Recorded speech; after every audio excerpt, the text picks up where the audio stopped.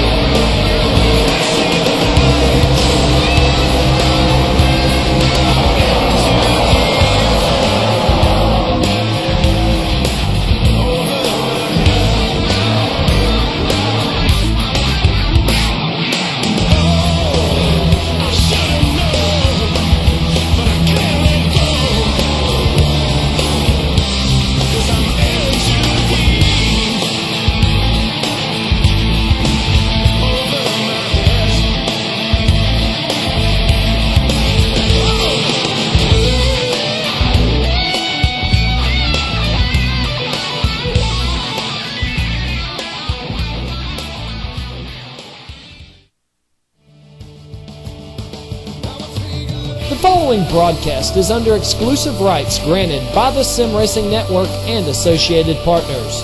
Any use, reuse, republication, or recording of the accounts and descriptions of this broadcast without the express written consent from the Sim Racing Network and affiliated partners is strictly prohibited.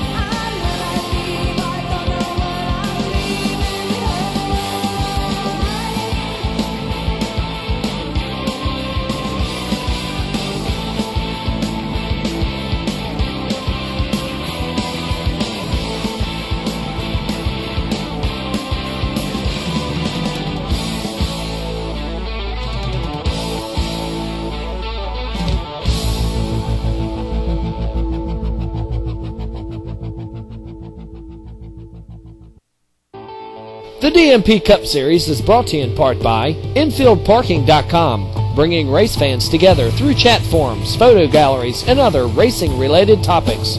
Get registered, run up your flag, and get your infield parking space today. InfieldParking.com. SpeedScrapDesign.com, your online home for NASCAR scrapping products. Redline-Servers.com, the gamer's choice for multiplayer game servers, including NASCAR Racing 2003 and R-Factor. By Race-Depot.com, for all your racing threads, treads, and collectibles, head on over to Race-Depot.com. RacePointsManager.com, league management made easy. And by S1PaintShop.com. Hey stranger, did you say free paint jobs? Head on over to S1PaintShop.com. Race communications provided by TeamSpeak, the team play communications engine. Scoring and timing powered by GNL TV.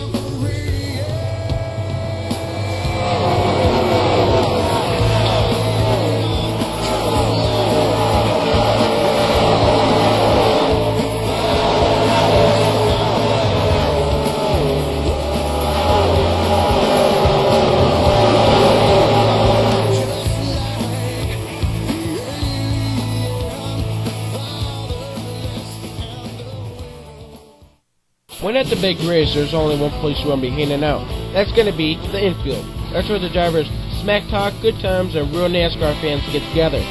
Now you can enjoy those same good times online. Head on over to infieldparking.com. Talk smack with other race fans. Show your race day photos, or just kick back and enjoy. That makes being in the Infield so much fun. You never know who you might run into in the Infield, so come on in. Get registered today. We have a great place picked out for you right here at the infieldparking.com.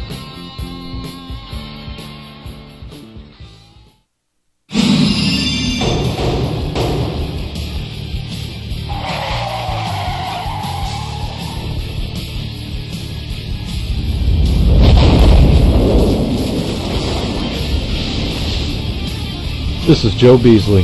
This is Rick Savage. This is Jason Dorff, driver of the number 82 Steak and Shake Chevrolet. And you're watching the DMP Cup Series live on SRN TV. Crank it up.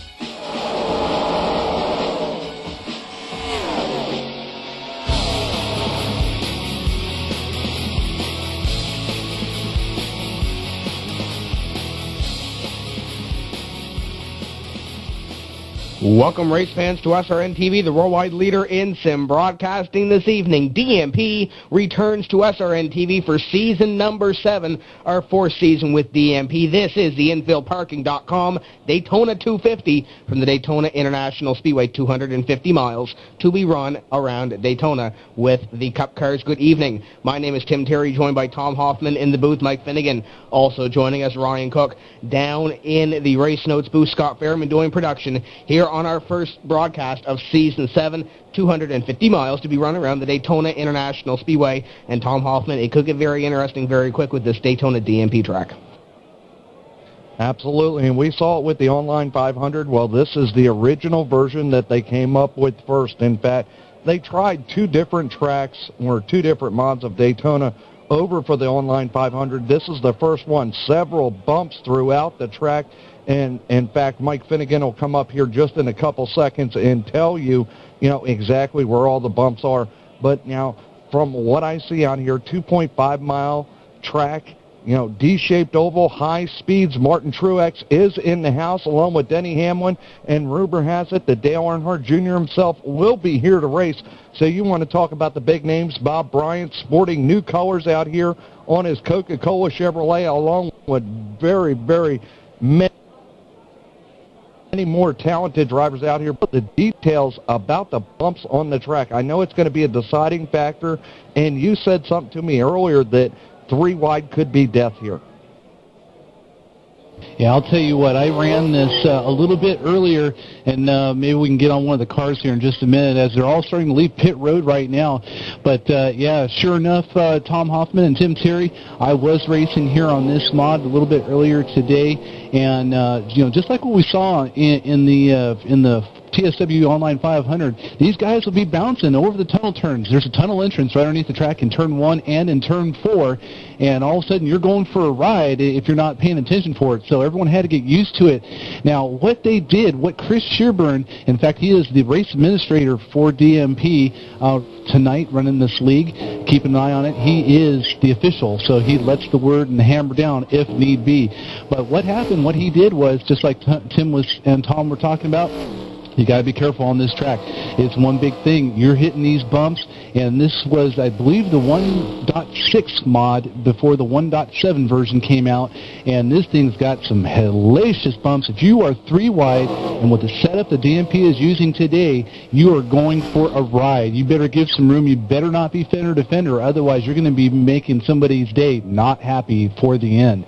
But I'll tell you what, there are some people out there tonight racing. Everyone seems to have some nice new paint jobs out there, and maybe we can take a lap with somebody around when we get the round microphone next time to me over here. We'll take a ride on someone's car just so you can see where the bumps are. I'll point those out. But I'll tell you what, guys, we got a lot of previous champions running here, and we also got a lot of previous race winners on this track, or I should say the old Daytona track. Not this one. It's going to be brand new for everybody. You want to talk about a lot of new cars, new paint schemes out here on the racetrack. Scott Fairman, get down on pit road and get a look at that 880 car. That is John Gorlinski. That is not the U.S. Army Chevrolet. That is a Huggies Chevrolet. And as Tom Hoffman said, Pinky has made his debut out in the racetrack. And no, folks, it is not myself. So you got a lot of new schemes out here. By the way, this is the infieldparking.com pre-race show. Head over to infieldparking.com. Get signed up over there. Meet some race fans. And, you know, get ready for the racing, you know.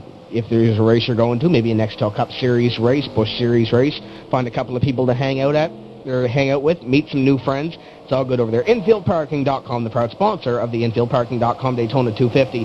These drivers getting out there in practice just early right now when John Walters. You want to talk about a new paint scheme, Tom Hoffman? You might have had a hand in this number 98 Titan Specialty Max Construction Ford Fusion out here on the race course, 48-202, currently topping Bob Bryan and Jeff Zupta, one of the former champions in the I Say That Steve Sheehan. Jumps to the top of the charts, 48-129. Yeah, I got to tell you, Tim Terry, John Walters came to me a couple days ago and he asked me if I could spend a little bit of time and update the Ford Fusion that he's driving along with the F-150 truck that he'll be running here this season. And I told him absolutely. Spent 2 days painting those cars. Turned out beautiful. John Walters couldn't have been happier. But let's discuss the Winter Heat Series points and how it ended up. I mean, at this point, we had Tim Johnston walked away in a very close finish there. In fact, it came down to, I do believe, the last green flag lap. It was him and Brad Davies. We didn't know who won, but coming off of turn 4 at Lowe's Motor Speedway with a slower car in the middle of the racing group, Brad Davies didn't make it. TJ did, a.k.a. Tim Johnston. Tim Johnston walked away with the Winter Heat Series points. In second, you had Dave Vincent. Brad Davies ended up in third, Dan Denaire in fourth. Bill Dorsey rounded out their top 5. Then in sixth place, you have Landon Harrison with consistency, ended up in sixth. Then you have Mike Gillette, who is sporting new paint job out here. The Fork and Ain Easy Barbecue Sauce Chevrolet out here tonight, finished up in seventh. Then you had Craig Burmeister, Ray Alfala, and Mike Finnegan. Ray Alfala is now driving a Toyota versus a Chevrolet. He finished ninth. Then you had John Walters, and yes, John Walters is now driving a Ford Fusion versus a Ford Taurus last year. So Ford has stepped up to the table with John Walters in his season number 7 hopes for a title. Yeah, in fact, there's going to be a couple of Toyotas out there tonight that are going to be racing. Tyler Overstreet's scheduled to be driving, if he does make it in, from the qualifying rounds over to here. I don't see him on the chart, so I don't know if he did or not, but he is scheduled to drive a Toyota this season. Jeff Zupta in the number 55 Toyota UPS, he'll be out on the track if he's in front of Tim Johnson right now, a couple of cars, so he's driving a Toyota. So we got a couple Toyotas running out there. Keeping an eye out for that. We'll see what Toyota Power does, but it looks like predominantly Chevy is the power plant that is of choice for DMP right now. So I'll have to keep an eye on what's happening with these guys. Just to kind of let you know some notes here, what's happened. Last season, or actually 2 seasons ago, Season 5 on the regular Daytona track, Tyler Hudson was the winner. Kevin King was the pole setter. And, of course, back in Season 3, they ran the BR track, and Bob Bryant was a winner, and Tyler Hudson, again, was a champion. So look for him to be up front. He's going to be a guy to really, to contend with. So that's going to be one of the people that I'm going to have my money on, see if he can hold on there. But can he hold on to the bumps? We'll have to see what happens. Of course, previous season champion, like you said, Tim Johnston for the Winter Heat Series, Bob Bryant for Season 6, Kevin King 3 times for 5, 4, and 2, Brad Davies for Season 3. So got all the champions in there. They're racing tonight. And this track just a little bit longer. It's .09 or 9/100ths, 9/10 of a mile, whatever you want to call it, a little bit longer than the original track. So the exit on turn 2 is a little bit easier to get out of. It's not as sharp. So that's going to be one positive thing that's going to help these guys here, because if they don't have that, they could find themselves really up in the end of the wall, and that's not going to be cool. So we'll take a ride in one of the cars here in just a minute, and I can tell you exactly where the bumps are going to be when they hit out there. In fact, let's go on Tim Johnston's car, the number 88, Michigan Wolverines car. Beautiful paint job, yellow and blue car out there on the backstretch right now. Looks like he's got a nice companion for some drafting. He'll be going over to turn 4 here in just a moment. In fact, just about right here, right where the flag is, he hit several bumps. In fact, you can see it on the track as they go through a couple of light gray spots just before they hit that apex coming out of turn 4, right after turn 3. You hit that, your steering wheel is going bump. You're going left and right. You got to hang on to that. You got to have a little extra play in that. Otherwise, that car is going everywhere. Coming into turn 1, just after the Sunoco sign, you got to look out for that, because as soon as you pass that, again, right where the flag is, boom, you hit at least 3 severe bumps, and if you are in the middle, you're going to be playing some bumper tag out there, so be careful about that. That's one of the things you got to look out for here when you're riding out at Daytona. And as you look at that 88 of Tim Johnston, new colors, the University of Michigan Chevrolet, right out ahead of him is Chris Pence, the 014 TNA Supertex, the TNA Racing Chevrolet on the field. Those two drivers there, what do they have in common? Well, in the winter heat season, they both won at the Talladega Superspeedway. Talladega, Daytona have similarities in between those two tracks. So the 014 and the 88 might be two drivers to watch, and the 014 of Chris Pence has took that Chevrolet Monte Carlo to the top of the speed charts, 47.576. Steven Steffen also there in second place in that draft as well, with Jeff Zupta in the number 55. So those three cars there in that draft that Tim Johnston just dropped out of are your top three, as it looks like Steven Steffen goes for a spin in his number 5 Chevrolet. But a couple of new paint changes we talked about earlier. Martin Truex Jr. in the number 1. That is a Puma Chevrolet out on the field. So the number 1 of Martin Truex Jr. sporting some new colors. He currently sits 18th on the speed charts. Denny Hamlin also out there in the FedEx Kinko's Chevrolet. And TJ Majors, that would be an STP race automobile for the number 17. He currently sits 24th on the speed charts. Of these drivers just getting a little bit of a feel here for the Daytona International Speedway. 250 miles to be run. And let's see if Scott Fairman can chalk up that race summary that we have here for this evening's action. 100 laps to be run around this racetrack. 250 miles, as we said before. Pit speed going to be 55 miles an hour here at the Daytona International Speedway. And your pit lap, we're looking at around 36 to 38 laps. If we get caution, they could go more. As we said, when they slow down these engines, they get a little bit more better fuel mileage. If it's in the draft, they might get a better read on their race automobiles. We've seen people here before go 40 laps or more on their fuel, but we're expecting around 36 to 38 laps. We'll see how that progresses throughout the evening. So that should make for 3 pit stops here, or maybe even 2 if people try to stretch it, here at the Daytona International Speedway for the infieldparking.com Daytona 250. Yeah, and Tim Terry, we even have some new names over here in DMP. The driver, the number 21 Pizza Hut Chevrolet, that car is painted by Tough Nut. That'll be Patrick, and let me get the Baldwin would be his last name. The Pizza Hut Chevrolet out there. Then we have the 033 of Brian Day, the Quaker State Chevrolet. You know, bringing new talent over here. In fact, we see Derek Woods out there. I thought it was a Chevrolet, the University of Nebraska Chevrolet. No, he is running a Ford Fusion this season. Going through some of the notables that are out there that have new paint jobs. Ryan Howard got sponsorship over here from Dr. Pepper on that Chevrolet. We've got Ray Alfalo. Last year was driving a Chevrolet. This year, driving a Toyota. You have the 044, and I do believe that'll be, let me go down my list, Jason Jacoby driving the 044, the Triad Lawn Care Services Toyota. Looks like Craig Burmeister sporting some new paint out there that I'm not able to see right now. But, you know, then we've got Bob Bryan driving the Coca-Cola Chevrolet. Chris the Payne Main sporting some Crown Royal colors on the Chevrolet this year, car number 8. And just too many to list out here.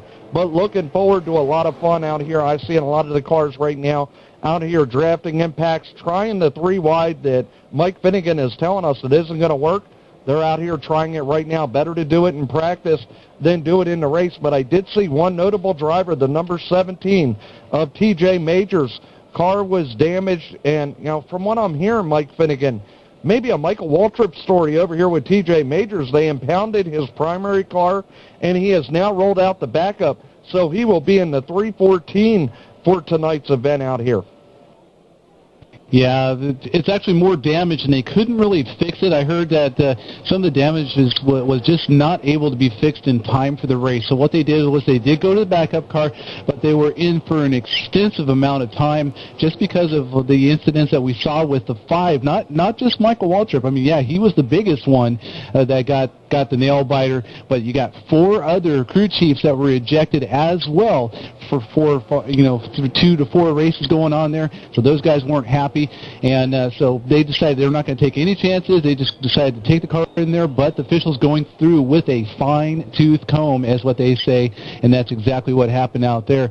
But just so we saw a little bit of on the camera that we saw, Martin Truex getting wiped out there just a couple of minutes ago. There, you guys saw it there on the camera, and then there were just some big calamities going on there. So these guys trying to get used to the 3 wide. I think we're going to see more 2 wide, or some people letting off there, just thinking wiser, but we're still going to have the go-getters out there, guys. It might be calamities out there.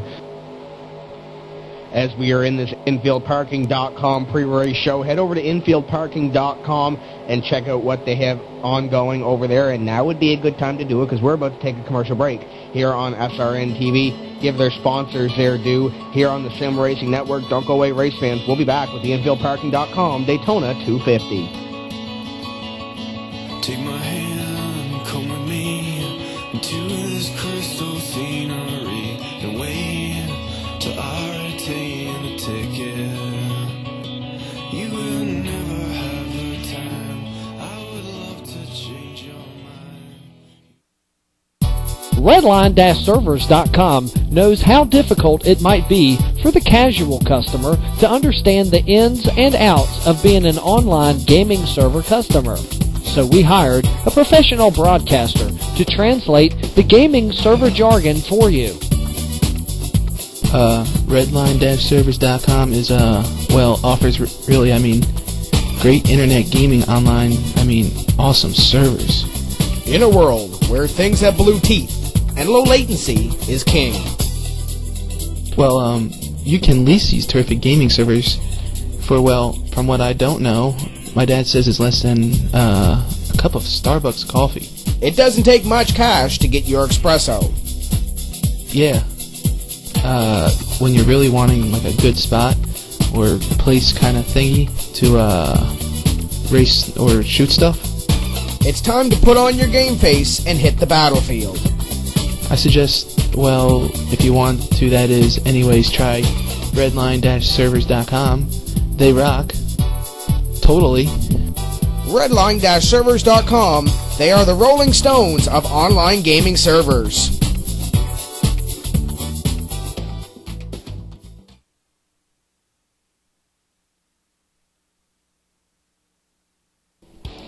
Introducing the newest and most exciting licensed product for scrapbook enthusiasts, SpeedScrapDesign.com. Many of you know that NASCAR is one of America's largest spectator sports. And with over 13 million people attending NASCAR races throughout the year, you can only imagine the amount of scrapbook material created by these huge masses. But how much of this material is licensed to be sold as scrap? Being involved in the NASCAR industry for most of their lives and being avid scrapbookers, the team over at SpeedScrapDesign.com felt it was only natural that someone take a leap and provide some licensed product to the scrapbooking industry. This is how SpeedScrapDesign.com was born. If you are looking for Dale Earnhardt Jr., Jeff Gordon, Casey Kane, Dale Earnhardt Sr., and many other drivers, along with other racing-related scrapping products, Speed Scrap Design has it all. If you want licensed, stock car scrapping products, check out SpeedScrapDesign.com. Tell them SRN TV sent you.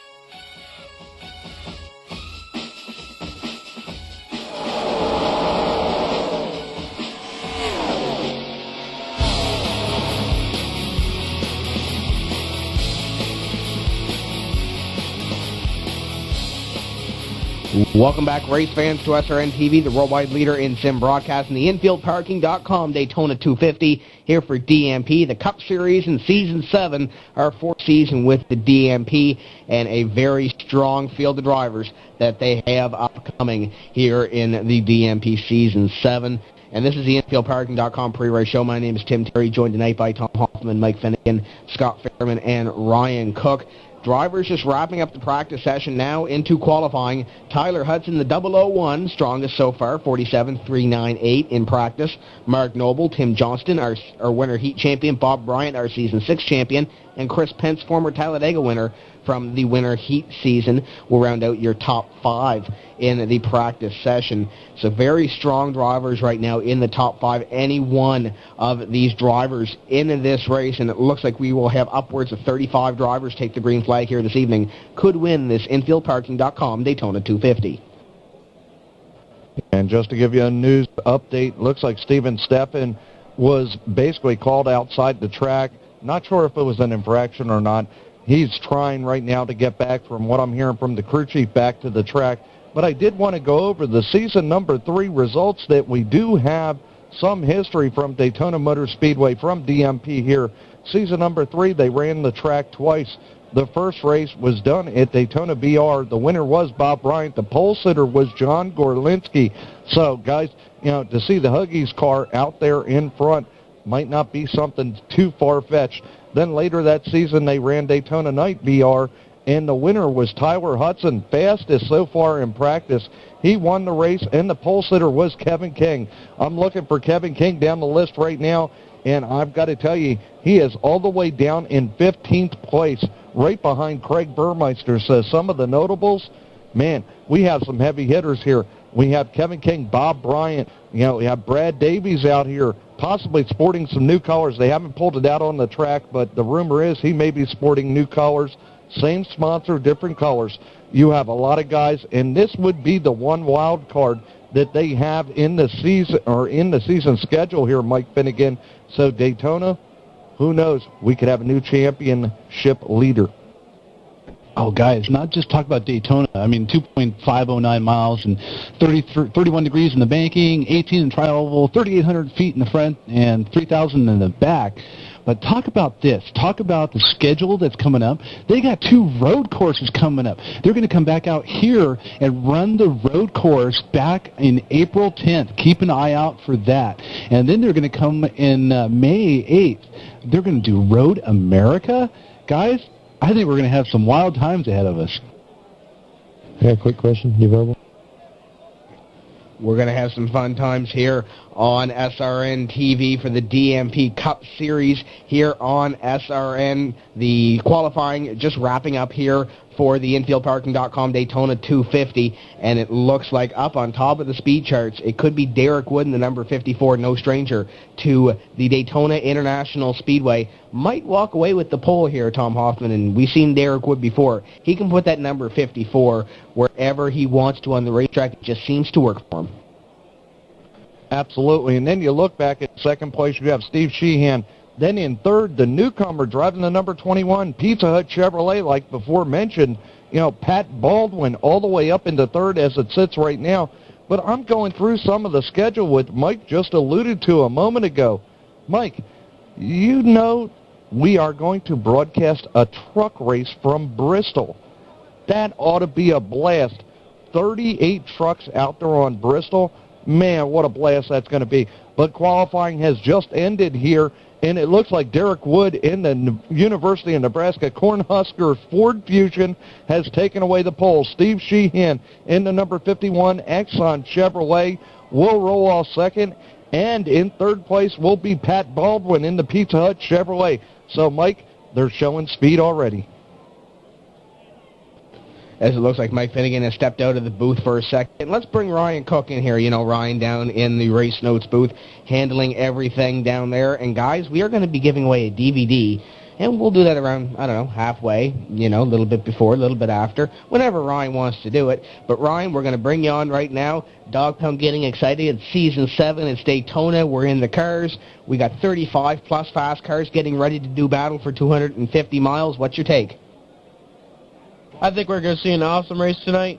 And man, I just a little nervous about those little bumps. They gotta be cautious on those bumps. You know, it's 6 up tonight, so I heard Mike and Tom mention about the setup, and it can be a little scary going 3 wide, so better watch out for that. But the Dog Pound is so psyched up, excited, and wait for the Season 7 to kick off tonight, and starting pretty soon. Here we go.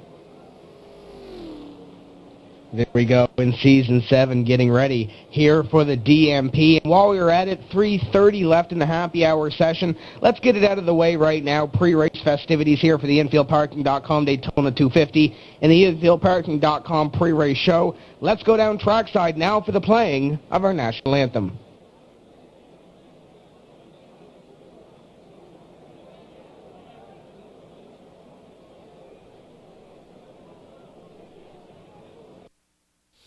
Oh, say, can you see by the dawn's early light what so proudly we hailed at the twilight's last gleaming, whose broad stripes and bright stars through the perilous fight o'er the ramparts we watched were so gallantly streaming. And the rocket's red glare, the bombs bursting in air, gave proof through the night that our flag was still there. Oh, say does that star-spangled banner yet wave o'er the land of the free,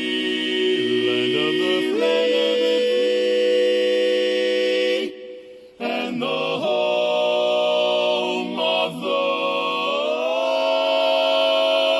brave America.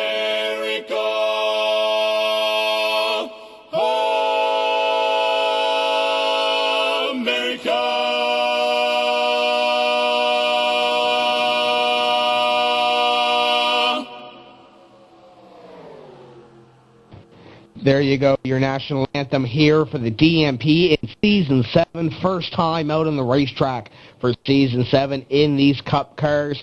Qualifying wrapped up. Drivers just getting their final practice in for the happy hour session. Got about 1 minute, 5 seconds left in this happy hour session. It looks like we have a little bit of a wreck on the back straightaway there. I do see Pinky, as Tom Hoffman would call him, in there along with TJ Majors. A little bit of drafting practice out there. Gone wrong on the back straightaway here at Daytona.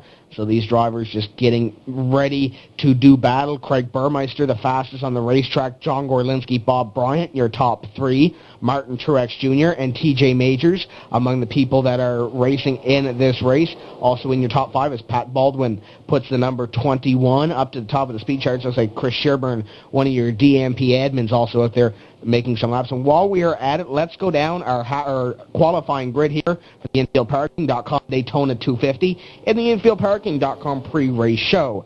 The number 1 position on the racetrack, the number 54 of Derek Wood, clocking in at a 49.256. He will be rolling off in P1. Steve Sheehan, the 51, rolls off second. Pat Baldwin, the 21, will be in third. Brad Davies, the 011 Pioneer Chevrolet, will roll off in the 4th place position. And rounding out your top 5 is that number 98 Titan Specialty Mass Construction Ford Fusion of Mr. John Walters. Yeah, and sitting in your 6th starting position will be the 59, the AC Delco Chevrolet, driven by Jamie Valentine. In 7th, the Racing for Jesus 001 of Tyler Hudson. In 8th, the 880, that'll be John Gorlinski, driving the Huggy Chevrolet. In 9th will be the number 8, that's Chris the Main Payne, driving some Crown Royal Chevrolet here tonight. And rounding out our top 10 will be the number 29 Alpine Star Chevrolet, driven by Kevin King. 11th is the number 34, Craig Burmeister. 12th, the number 46 of Tony LeGrand. Martin Truex Jr. in the number 1 Puma Chevrolet will roll off in lucky number 13. 14 would be your number 88 of Tim Johnston, sporting the new University of Michigan colors for your Winter Heat Series champion. And rounding out your top 15 would be the 37 Pork and Ain't Easy for Mike Goulet. And going into your 16th starting position will be the Dr. Pepper driver of the number 42 Chevrolet. That'll be Ryan Howard. 17th will be the 32 of Mike Ramsden. 18th will be the number 33 Roger Voss. 19th will be the number 17 STP Chevrolet driven by TJ Majors, and rounding out the top 20 will be the number 99 Joey Caparisi. 21st is the 33 of Brian Day. The 55 of Jeff Sukta in his Toyota will roll off 22nd. 23rd will be the number 11 of Denny Hamlin. Provisionals on the field, and there are a lot of them here this evening. Harry Donovan, the 14, will be 24th. 25th, John Prather, the number 45. Looks like Ray Alfala just reeling off the list here. Chris Pence, Jason Dorff, along with Bob Bryant, Landon Harrison, Jason Jacoby, Dave Vincent. Also looks like Bill Dorsey, Mark Noble, and Dan Denaire will roll off from provisional starts. Here for the Daytona 250, presented by InfieldParking.com. That caps off your InfieldParking.com pre-race show. Getting ready for the Command the Fire engines for the first race of the season down here. We got 5 months of racing ahead here for Season 7 on SRN TV. Now let's go down trackside for the Command to fire the engines. Drivers, start your engines! As the command has been given to start the engines right now, we are looking at a bunch of anxious drivers down on pit road as the pace car pulls off. The field will be forming up behind the pace car right now as they go into turn 1. And I got to tell you, Mike Finnegan, glad to see you're back up here in the booth. And I know Ryan down there, you had to fight him for a funnel cake down there in the garage area. Yeah, glad to see you were able to bring me and Tim Terry one up here in the booth. But right now we're getting ready to put the hammers down and just crank them up here at Daytona, Mike. Yeah, I'll tell you what, a lot of fun going to be happening out there. These guys are definitely ready, chomping at the bit. One note that I did want to let you know about, Steven Steffen, unfortunately, you're talking about tech issues, Tom Hoffman. He was having a tech issue with his car. It looks like race officials will give him some provisional points, but there was some kind of issue going on there. They're not elaborating exactly what it is. We've seen this from race officials before. They don't want to let the cat out of the bag until they finally confirm everything, but something did happen down there. Not in a negative fashion, at least for someone causing something, but there is definitely some trouble with that car, so I heard there's provisional points headed his way. Getting ready to take the green flag for the first time here this evening in season number 7. The Ford Fusion of Derek Wood down low, the Chevrolet up high of Steve Sheehan. They are going to put the hammer down for the first time here in season 7 for DMP. The InfieldParking.com Daytona 250 about to get underway. 250 miles to be run around this famed Daytona International Speedway. Pace cars off. Derek Wood going to put the hammer down one more time here for season 7. The green flag is out, and Derek Wood in his new Ford Fusion puts the hammer down, and he will lead Steve Sheehan down through the double dog leg into turn number 1. This time by, it's 2x2, stacked 15 deep. Yeah, and at this point, it looks like number 54 of Derek Wood will hold the advantage going into turn 1. Steve Sheehan up on the high side, now being challenged by Pat Baldwin.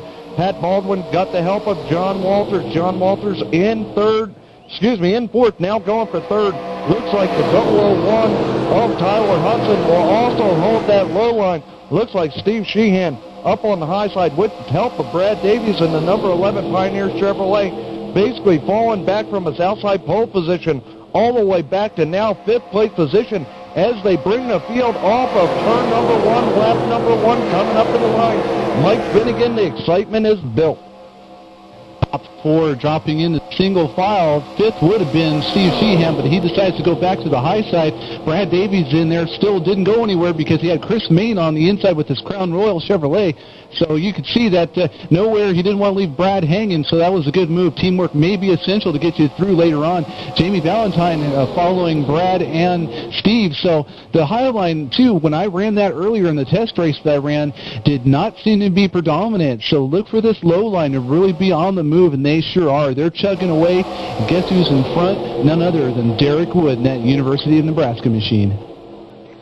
Derek Wood has a lot of experience here at the Daytona International Speedways. Looks like Pat Baldwin may have hit the apron off for Mike Ramsden. Now down low of that yellow line in the Parrot Bay Chevrolet. Tyler Hudson will get back in the line there in 4th, side by side for the number 8 up or down low, and it looks like the 51 is up high. He has a preferred group by the looks of it, as looks like Brad Davies pushing that number 51 up through the field. The number 11 had problems here in the online 500, getting on the apron a couple of times, just couldn't get the handle on that high line, but it looks like he has got it handled right now on the high line here on lap 3 of 100, the InfieldParking.com Daytona 250. And as they go down into turn number 3, let's do it the first time here in season 7, and let's crank it up.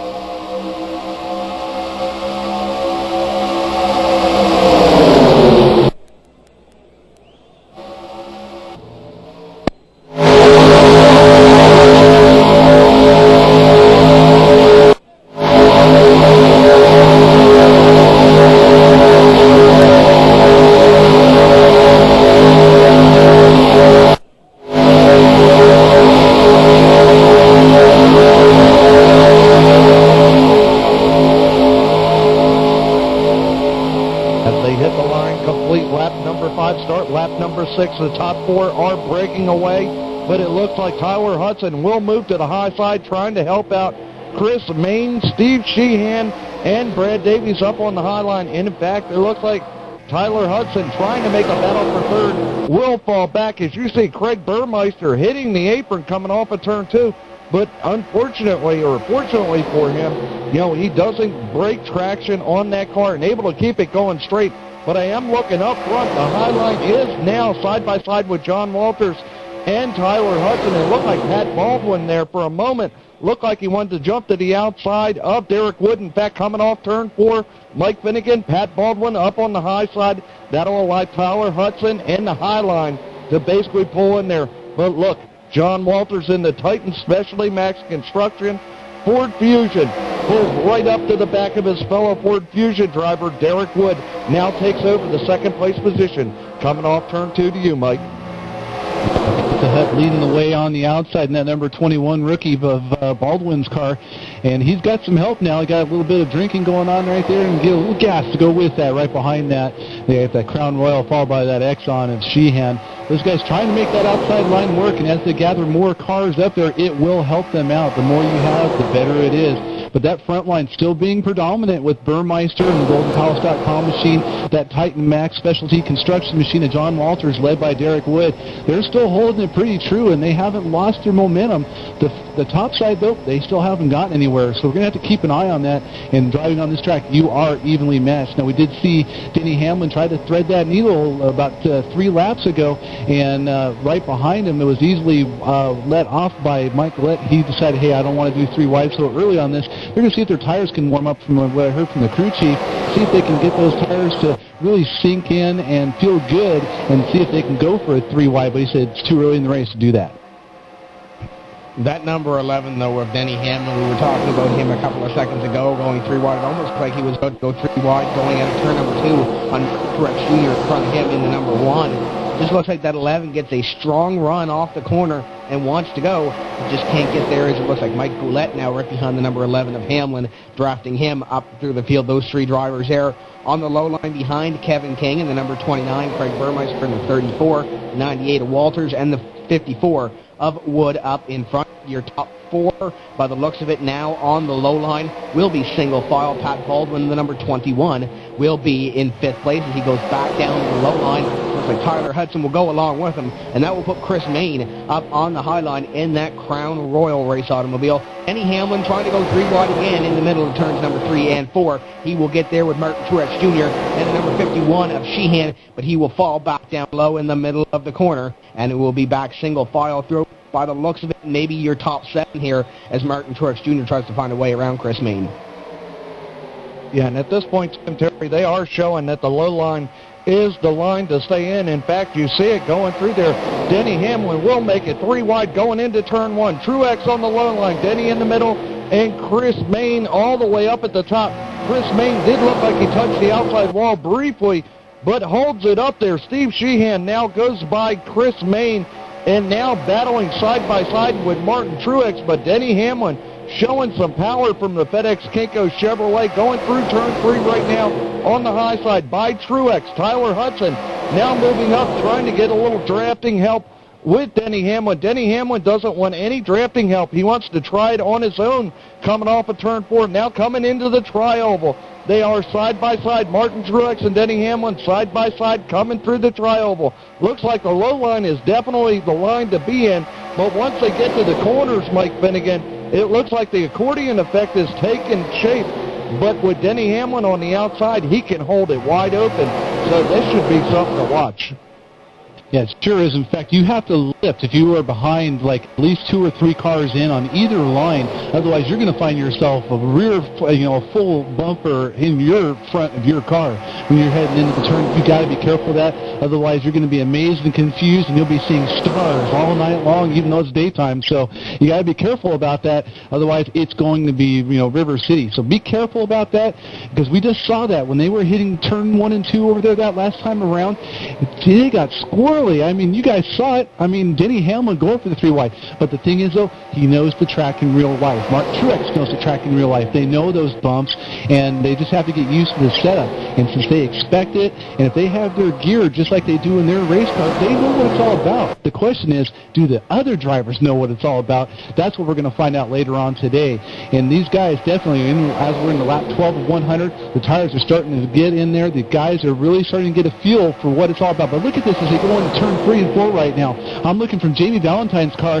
You're about 10 deep in the pack right now on the high side, and you're looking at, all these cars just weaving and bobbing, going every way. You may be just holding on for dear life, hoping you don't hit that wall in that AC Delco machine, just buying some time behind Brad Davies, just waiting for that first pit stop, which is going to come up in about 20-some-odd laps, 25 laps or so, to see what happens, to see how that car sinks in. But I'll tell you what, moving and shaking, and living in the groove, and that's what these guys are doing right now.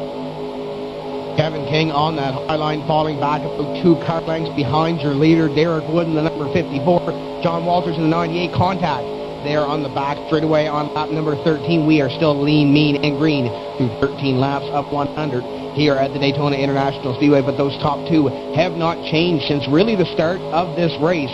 The 98 and the 54, both Ford Fusions up in front, showing very strong. As looks at Pat Baldwin gets on the apron once again and gets a little loose in that number 21, but he will keep it on the straight and narrow. He will be in the 4th place position when they come across the line. Tyler Hudson down low will take 5th place away from Kevin King. Kevin King, Denny Hamlin trying to make that high line work right now, currently in 6th and 7th, as it looks like Martin Truex Jr. down the low line wants 6 for Kevin King.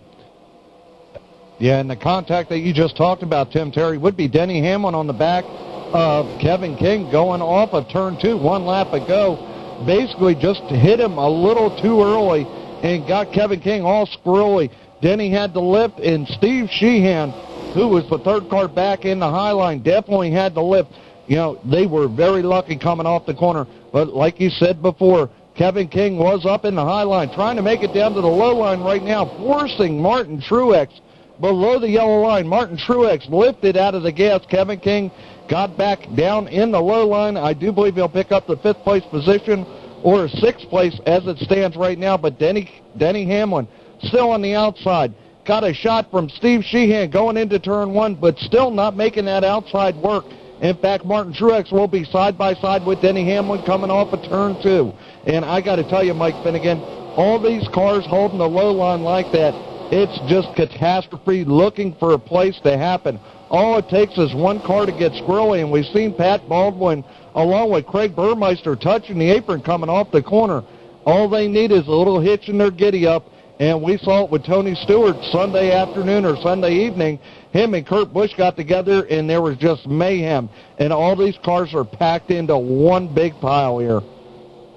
In fact, he said that he remembered Dale Earnhardt Sr. In fact, on Sunday, it was 6 years to the day, unfortunately, of his death. But he said he was just reliving that moment because he did the exact same thing. And if you check out the replay, it's very scary close to exactly what happened to Dale Sr. That's exactly pretty much what happened with Tony. And Tony said, thank God for the safer walls today, the Hans restraint system, and the way the seats are, because otherwise, he said, he could have been in the same predicament. But these guys right now also in a predicament because the high line has not formed up good enough yet, and it's going to help really that low line just stay in front with Derek and John being out there in front. I mean, they don't really have to worry about a challenge except from behind if someone's going to get gutsy and try to push somebody out of the way, try to take off the air of the rear spoiler of one of the guys in front of them, and you just don't want to do that here going through 1 or 4. It's just not advisable because with those bumps, you are going to go for a ride. You know, Tom and Tim, I just don't know what to do out here because these guys are just side by side still. I'm just waiting to see what happens. You know, the hammer, could it drop? I don't know. But the high line doesn't have a lot of cars right now. What's going to happen? These drivers out here now just riding for a little while. Lap 17 right now. They know it's early. We're about halfway through a fuel run. These drivers just riding towards that first pit stop and seeing what their cars have for a longer run. Denny Hamlin knows his number 11 can go on the high line. Steve Sheehan, Brad Davies have been there all race long. Chris Main's tried the low line. He's tried the high line. Both of them seem to work for the number 8 right now. About mid-pack, still in the top 10 right now for that number 8. Derek Wood, John Walters, well, their cars are handling best on the low line along with Craig Burmeister. It looks like he hits the apron off turn number 2. And Pat Baldwin in the number 21, very strong on that low line. Some drivers liking the low line, some liking the high. Right now, it's just a matter of where your car will run the best here on lap number 18, about to complete lap number 18 this time by for your infieldparking.com Daytona 250. Looking down the list, we have 2 cars off the pace. Brian Day and John Prather are off the pace, and it looks like they are in turn 2 as the field comes across the start-finish line this time by. Everybody else within 3.5 seconds of your leader, Derek Wood. Race fans, we'll be right back here on SRN TV. We'll take our first commercial break here. Pit stops coming up here on SRN TV. Don't go away.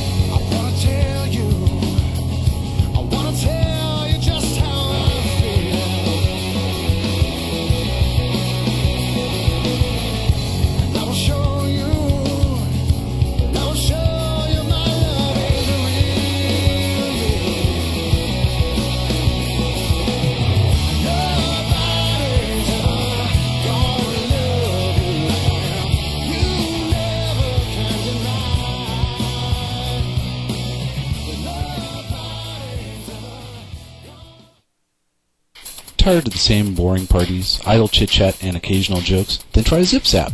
ZipZap has developed and created a place to find all your lighted party apparel. Do you like to juggle but thought people would say that's old school? Then try our Flipsticks juggling sticks, or get the party going by using our confetti party shooters, Boeing dance balls, and our Illuminate pins, which all these can light up in 7 select colors, or use the multicolor option that can be seen day or night. All ZipZap products are guaranteed to be the hit for conventions, parties, special occasions, or everyday use. We have something for everyone, including your pets.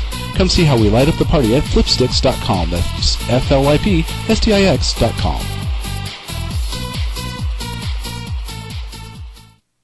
Your broadcast home for the TSW Online 500, the GoldenPalace.com FLM 400, the DMP Cup Series, and the S-Course Racing Series. This is SRN TV, the worldwide leader.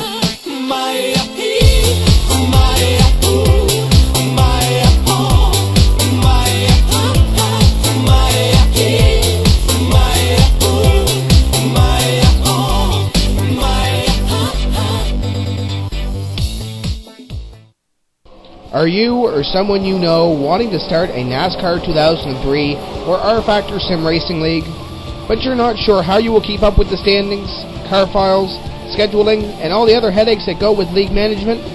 Well, there is a complete solution out there to minimize these tasks and more.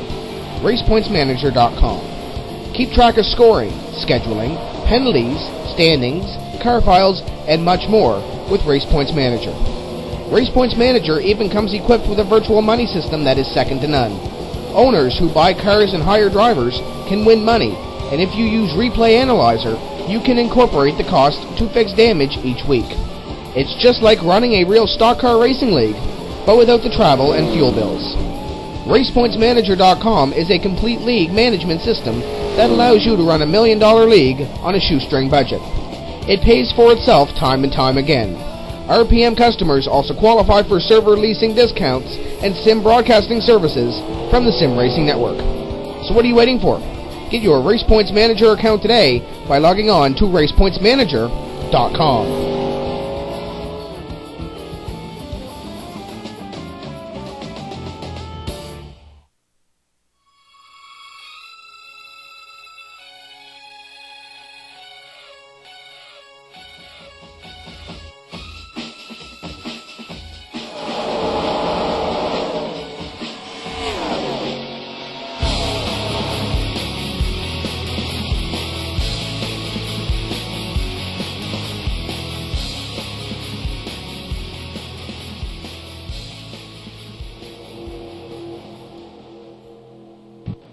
Welcome back, race fans, to SRN TV, the worldwide leader in sim broadcasting. The InfieldParking.com Daytona 250 right now, and it looks like a 200-mile-an-hour parking lot out here on the Speedway at Daytona. John Walters, Derek Wood still heading up your field as Derek Wood out in front of the number 98. Craig Burmeister, Baldwin right now on the low line, showing third and fourth. Denny Hamlin up high in fifth, and Denny Hamlin has been persistent, just chomping at the bit, getting that high line to work, and right now, in 24 laps, it looks like he has gotten that high line to work, as it looks like he has fallen back a little bit, but it looks like the high line might be losing a couple of cars as well. So that might be a little bit of a problem for those cars up high. It looks like we might have 7 cars up there from Denny Hamlin all the way back to John Gorlinski. The drivers that we talked about falling out of the draft, they are still about a straightaway ahead of these drivers, and it looks like by the time we hit pit stops, Tom Hoffman, we might have another pack of our full field right now, but it looks like 35 cars started this race, 35 cars are still running on this racetrack. Absolutely, Tim Terry, and I'm watching a bunch of these cars, and right now we're coming up to 10 to 12 laps away from pit stop, so a lot of the drivers and a lot of the teams out there are basically looking for positioning to the inside part of the track. This way they don't get trapped on the outside and try to cut across the track to get access to pit road, because we've seen that in the past over here with SRN. Somebody trying to pit from the high side, go across the pack and hit pit road. These drivers here at DMP know that that's not a good thing. In fact, Denny Hamlin right now losing 2 positions on the high side as he's side by side with Kevin King, who's well below the yellow line, got a little loose coming off of turn 2. And basically what Denny Hamlin and Steve Sheehan are trying to do is make friends with the guys on the low line and possibly get room to where they can pull down, and the guys don't have to worry about them if they're on the low line. Everybody's on the low line. They can enter pit road a little easier than going from the top to the bottom. But with that said, right now, it looks like Derek Woods is still out front. John Walters still in second. Burmeister in third. You got Pat Baldwin in third. Tyler Hudson in fourth. Kevin King right now battling side by side for 5th place. And it looks like Steve Sheehan trying to make it 3 wide off of turn 2 to you, Mike Finnegan. Leave it to Sheehan to put up a show right there. Of course, he's being backed up with that Crown Royal machine by Chris. Sometimes I'm in pain after the spleen, after I have to do the race officials when I get into an accident. But then they finally decided they were going to shake that back out, and they kind of go 1 in front, 1 behind there of that number 11 FedEx Kinko's machine. And it's going to be time that people are going to want to start dropping to the low side. In fact, I just saw a couple of guys drop down to the low side, and Kevin King said, okay, I'm going to go ahead and be right behind Tyler. And then he decides to go up on the high side again and go into turn 2. They got 12 laps to go, so why not go ahead and do that? But I do see some partnerships seems to be forming up right now. Jason Jacoby, along with Joey Caparici, they kind of found each other. They did drop back a little bit ago in the middle of the pack. Those guys right now running about, like 19th and 21st, respectively, when you're in the chase. That Ray Alfalo machine right behind them as well. He was backing off the pace a little bit, too, to see what these guys are doing. Now, with about 36 to 39 laps, this being a 100-lap race, you're looking at plus about 6 extra laps, so you could do an early pit stop here if you needed to. You may not want to, though. You may want to go ahead and play it safe. It's all about having friends out here, so we'll see if these guys are doing that right now. It's seeing who you can hook up with.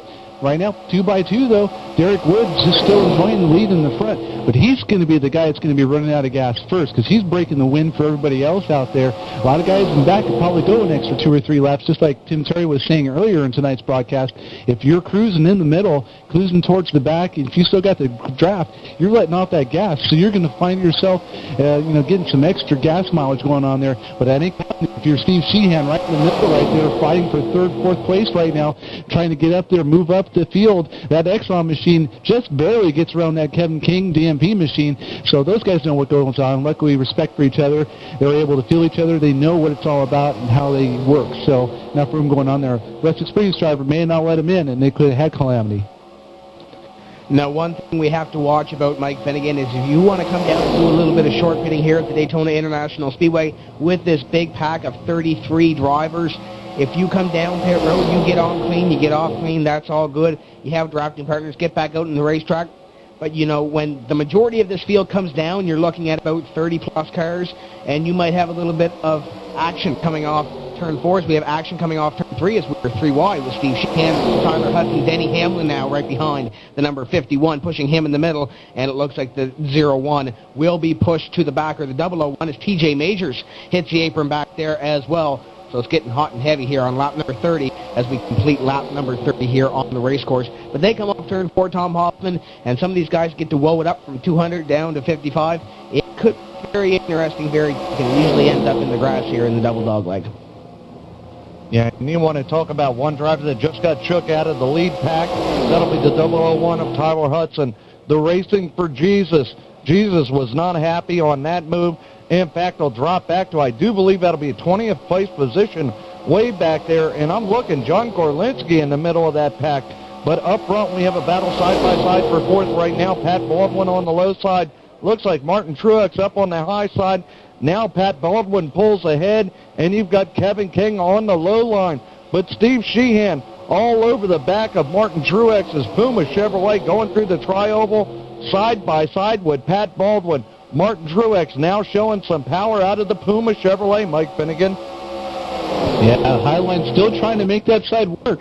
One thing I've noticed, guys, even though they're not getting all the way up to the front, they're also not losing from about 3rd place on back. So they are holding their own. They're able to keep up with everybody, but now the tire wear is going to start to take its toll. In fact, I just saw Tyler Hudson in that 001 machine drop down to the low side, getting prepared. We're about 4 laps to 8 laps away for most pit stops to be started and completed around here to see what happens. So these guys are sizing up on the low side. Who's going to get hung out to dry on the high side? Are we going to see Calamity Corner on the way to pit road? Have these guys practiced pit stops yet, Tim Terry? Some of them might have. We talk about the online 500 gang. Some of the drivers that were in that race, i.e. Derek Wood, i.e. looking back to the field here.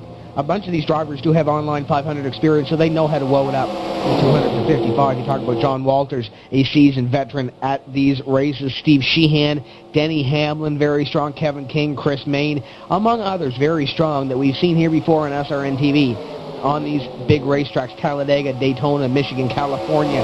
You can get those cars down on the pit road very safely.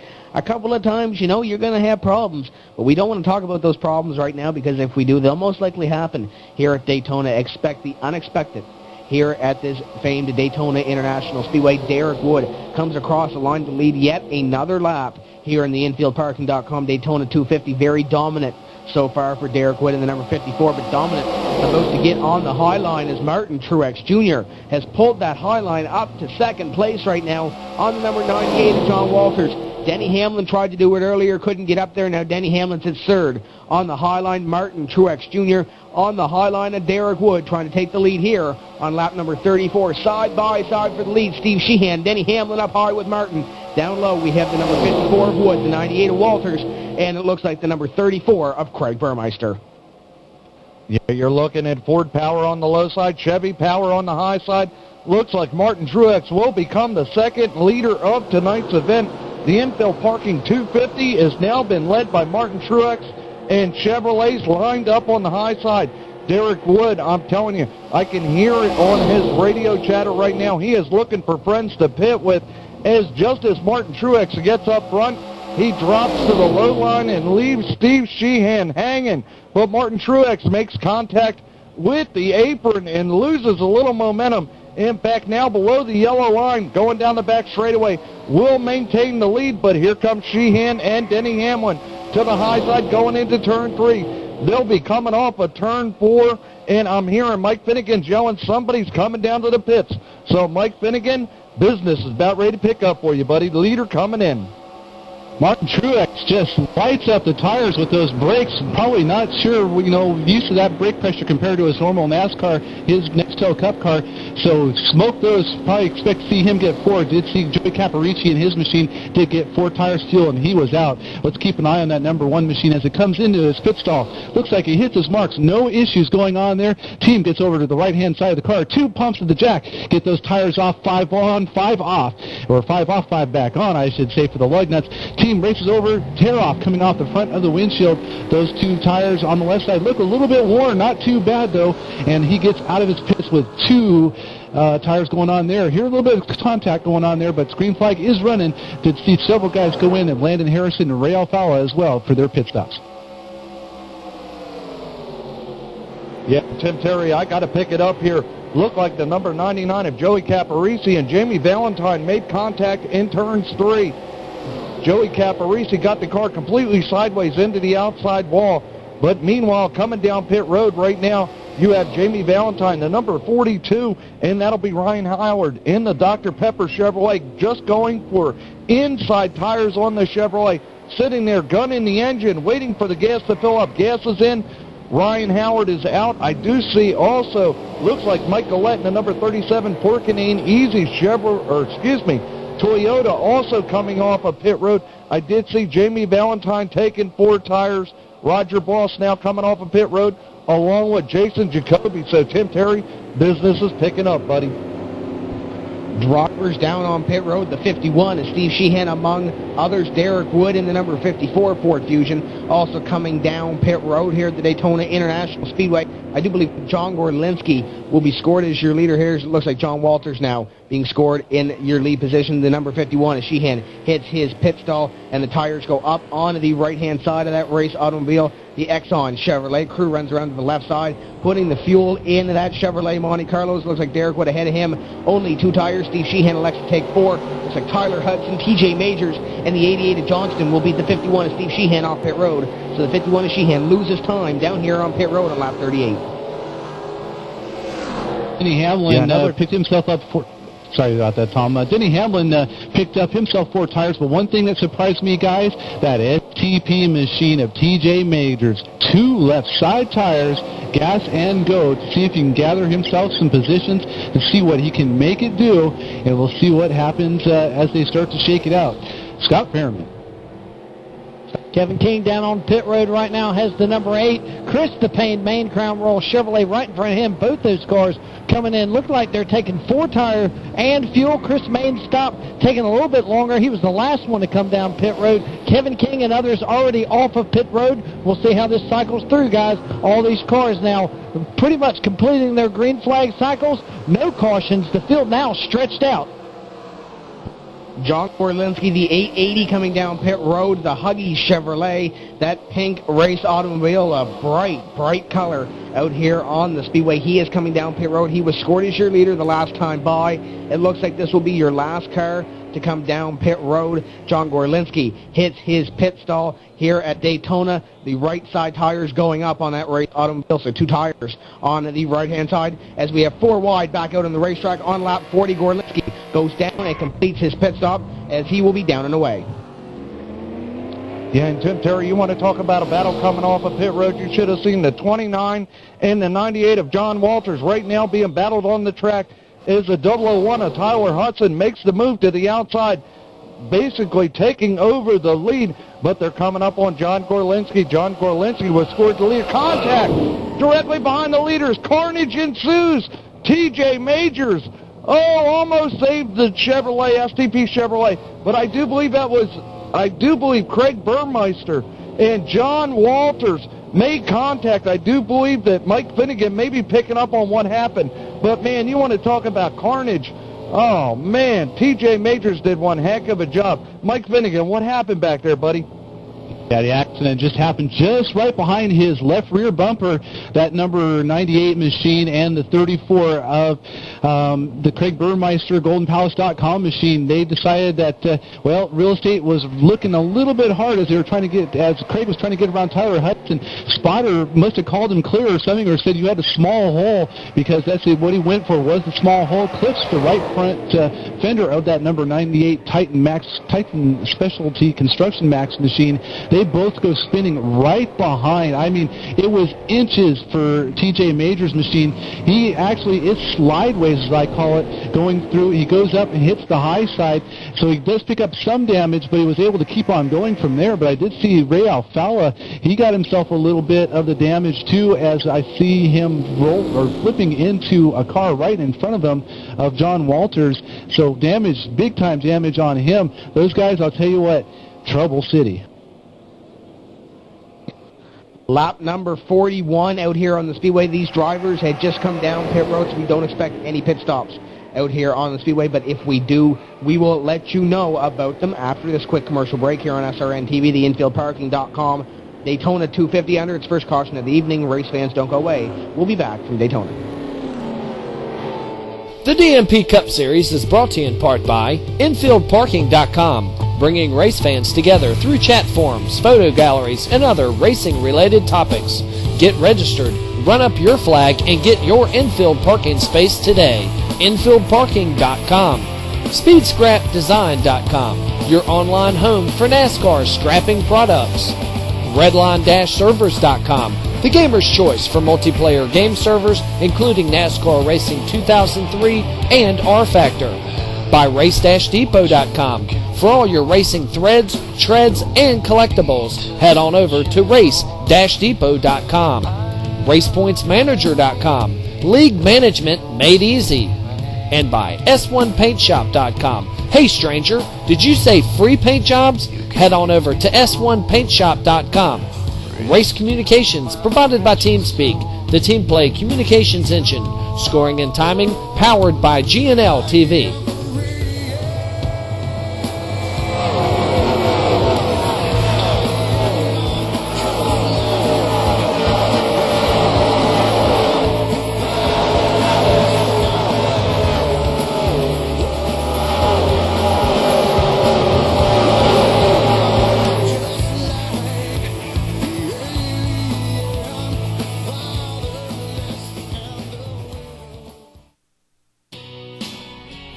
RaceDepot.com wants to be your #1 source for die-casts and apparel. We carry anything from Nextel to NHRA. Pick up a season schedule or just buy that special someone a special gift certificate. If you need it, we got it. So if you're in the market for all your racing threads, treads, and collectibles, check out RaceDepot.com and feel like a champion.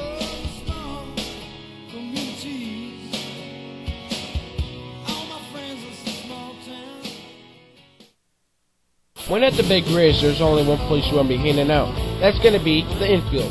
That's where the drivers smack talk, good times, and real NASCAR fans get together. Now you can enjoy those same good times online. Head on over to InfieldParking.com. Talk smack with other race fans. Show your race day photos, or just kick back and enjoy. That makes being in the infield so much fun. You never know who you might run into in the infield, so come on in. Get registered today We have a great place picked out for you right here at the infieldparking.com.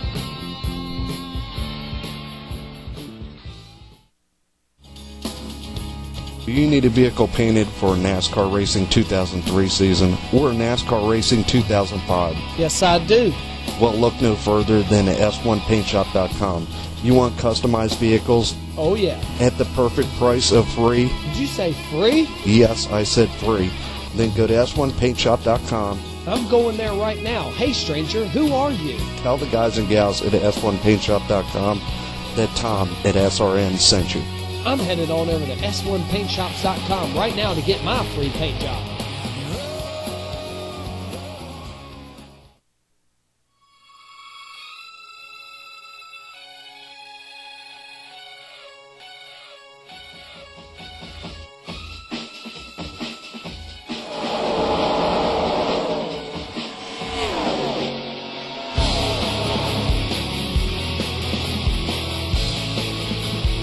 Welcome back, race fans, to SRN TV, the worldwide leader in sim broadcasting, the InfieldParking.com Daytona 250. Here from the Daytona International Speedway, John Gorlinski, the 880 bright pink Huggy Chevrolet leading the field. Pace car lights just turned off. We'll be going back to green flag racing in a one-lap time. While we were at it, let's go down trackside with the race-depot.com in the garage interview with Mr. Ryan Cook and John Walters. Yeah, I caught up with John Walters, just got out of the Infield Carriage Center. John, glad to see you're okay. Man, talk about that. Yeah, I don't know.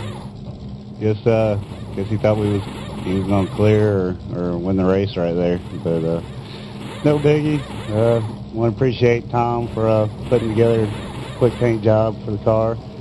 Thought we had a shot at least running top 5 with the guys. We just cruising, man, just following along and waiting for them to come, and never expected them to come off the top to the bottom like that. Yeah. So, did you think you could win the race? So, if you didn't have that little incident there? Oh yeah, I mean anybody that was in the top 20 can win that race. So, as long as you're in position, you know, I'm a big Mark Martin fan. Just kind of biding my time. Was hoping to be around the end, but we'll be back next week. Alrighty, there was John Walters. Back to the booth. Yeah, and at this point, Tim Terry, the field is warmed up behind the pace car going through 3 and 4. And if you're asking, why are the cautions so short here? 85 miles an hour that pace car is going. Man, they ought to give me the keys. But as we say, that field is coming off of turn 4. The pace car will make that hard left-hand turn. In fact, I'm hearing Kevin King on and off the gas, so fuel mileage will definitely play an issue. But here we go. Green flag is out. Pinky hammers down. And just for Tim Terry, Pinky being in front of the field, Scott Fairman, let's crank her up.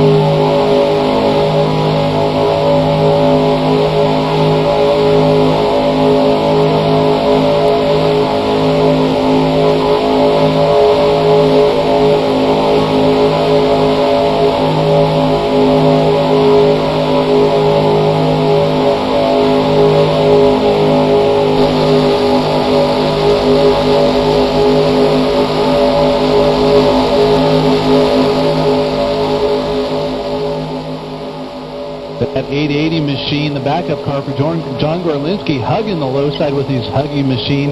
And right behind him is the Racing for Jesus machine, so you know everything that comes from that car will be blessed. So we'll see what happens on the low side, but the low side, again, being predominant, as we have seen before. Kevin King running in the third place, but by half a car with Steve Sheehan on the outside with his Exxon machine. So these guys definitely back to the same way it was when we had that first long green flag run, running really good out there, too. Really happy to see that. Denny Hamlin in his FedEx Kinko machine running, he's starting to, the high line's starting to fall back again. We're starting to see, just like we did after the first 3 or 4 laps, the high line starting to fall back. So that'll put him about to 7th place, probably 8th when we get through the start-finish line. But I think that's going to be 7th there for that machine. In fact, it is. So keep an eye on that, see if anyone can help them out as they get through there. Right below him, though, Jason Jacoby. Let me talk about him. Kind of one of the new guys. And, oh, my God, Steve Sheehan gets it from behind. Denny Hamlin looks like he got some contact going in there as they were heading into turn 1. And sure enough, it looked like, I believe, it was just all Denny himself getting in there. I think they made contact at the wrong time. Either that or Steve got a little bit loose. And that kind of looks like what happened in the number 8 of Chris Payne, the main. I am in pain right now. Starts off the carnage. Big calamity corner of turn 1 and 2. These guys spinning all over the place. It looked like I caught pictures of the Pizza Hut machine. Denny rolls the car on the high side, so trouble for him. And these guys in front just saw smoke happening, and it was just trouble in River City for these guys. Looked like the number 55 of Jeff Zupta may have picked up a little bit of damage on that one as well. He does. Tim Johnston, the Parrot Bay Chevrolet, just narrowly misses Chris Payne's machine coming through turn 2. Guys, oh boy, is it a full moon out there? The big one strikes here on lap number 48 of 100 here at the Daytona International Speedway. Your top 3 look to get out without any damage. The 888 or the 880 of John Gorlinski, Tyler Hudson, Kevin King, looks like Pat Baldwin in the number 21.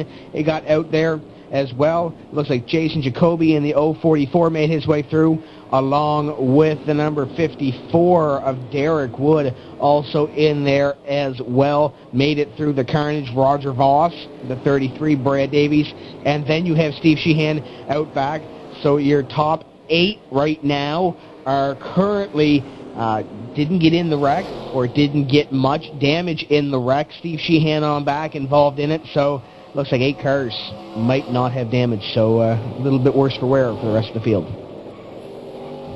And Tim Terry, I've got to basically say, turn 1, I had a problem with it. We ran the track the other night, and turn 1, there is a bump going into turn 1, and basically what I felt happened to me the other night was when you hit that bump, the RPMs on the engine shot up, I'm going to say at least 600 to 800, and the car gets very loose and light, and the rear end of the car just goes out just a little bit, and that's basically what it looked like. And Denny Hamlin, being directly behind Steve Sheehan, just had nowhere to go. And Martin Truex, you want to talk about get hammered? It looked like Steve Sheehan turned hard left once he made contact, went down and collected Martin Truex, and Martin Truex's car on the passenger side just went up and slammed the outside wall. And Steve Sheehan, you got to give it to his credit, he basically did everything in his power to keep that car going straight. Minor damage on the right-hand side, but it could have been a whole lot worse. As far as Jeff Zupta, got contact from behind, backed it into the outside wall, and just stayed up the outside wall until it was clear and just spun the car to the inside, and he will continue. But I know Scott Fairman's queuing up a replay from Derek Woods. You want to talk about the talent of this driver?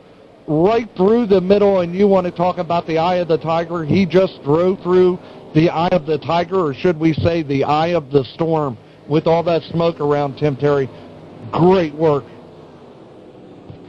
And it looks like also there too, Jason Jacoby, the number 44, didn't look like he had much damage, but he's been sitting on pit road as it looks like he just left in the number 44 Toyota Camry. He is back out on the speedway. Chris Main, we caught up with him on a race-depot.com in-car interview with Mike Finnegan. Chris, you must have just saw the carnage start to do. What could you do to try to just narrowly get out of it? I know you picked up some damage. You were in there for a long pit stop. Tell the fans what you saw from your windshield. I just saw the 11 get into the 51, and I tried to go to the high side because I knew they were just going to go down to the bottom once they start wrecking, but it's too much, just ran out of room. Real unfortunate for them to be racing that car that early. Chris, any chance that we'll see you up in the front, or how bad is the damage on that car?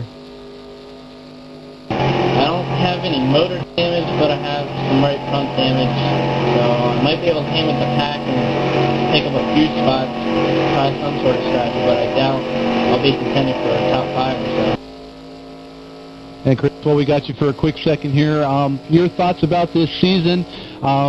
Had a wild season 6 and winter heat. What are your thoughts with some road courses mixed in and the mix-up with Cup and Truck going on for this season 7? So far it looks like the schedule and the switching of mods is going to be pretty cool. And I don't know. It's a rough start right now and it's not looking too good, but I'm sure it'll turn things around. Season 7 will be pretty cool. Well, Chris, thanks for your time. We appreciate that. Good luck out there, man. We hope to see you towards the front of the pack at the end of the race.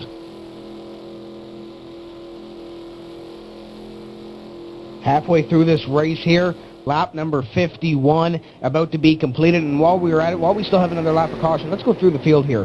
Presented by S1PaintShop.com.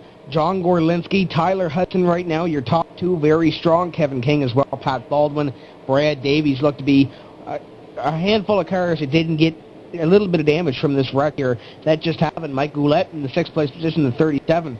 Ryan Howard, the 42. Mark Noble, the 23. Derek Wood, the 54. Mike Ramsden round out your top 10. Tom Hoffman, as the pace car lights turn off out in front. A bunch of those drivers do have minor damage to their cars.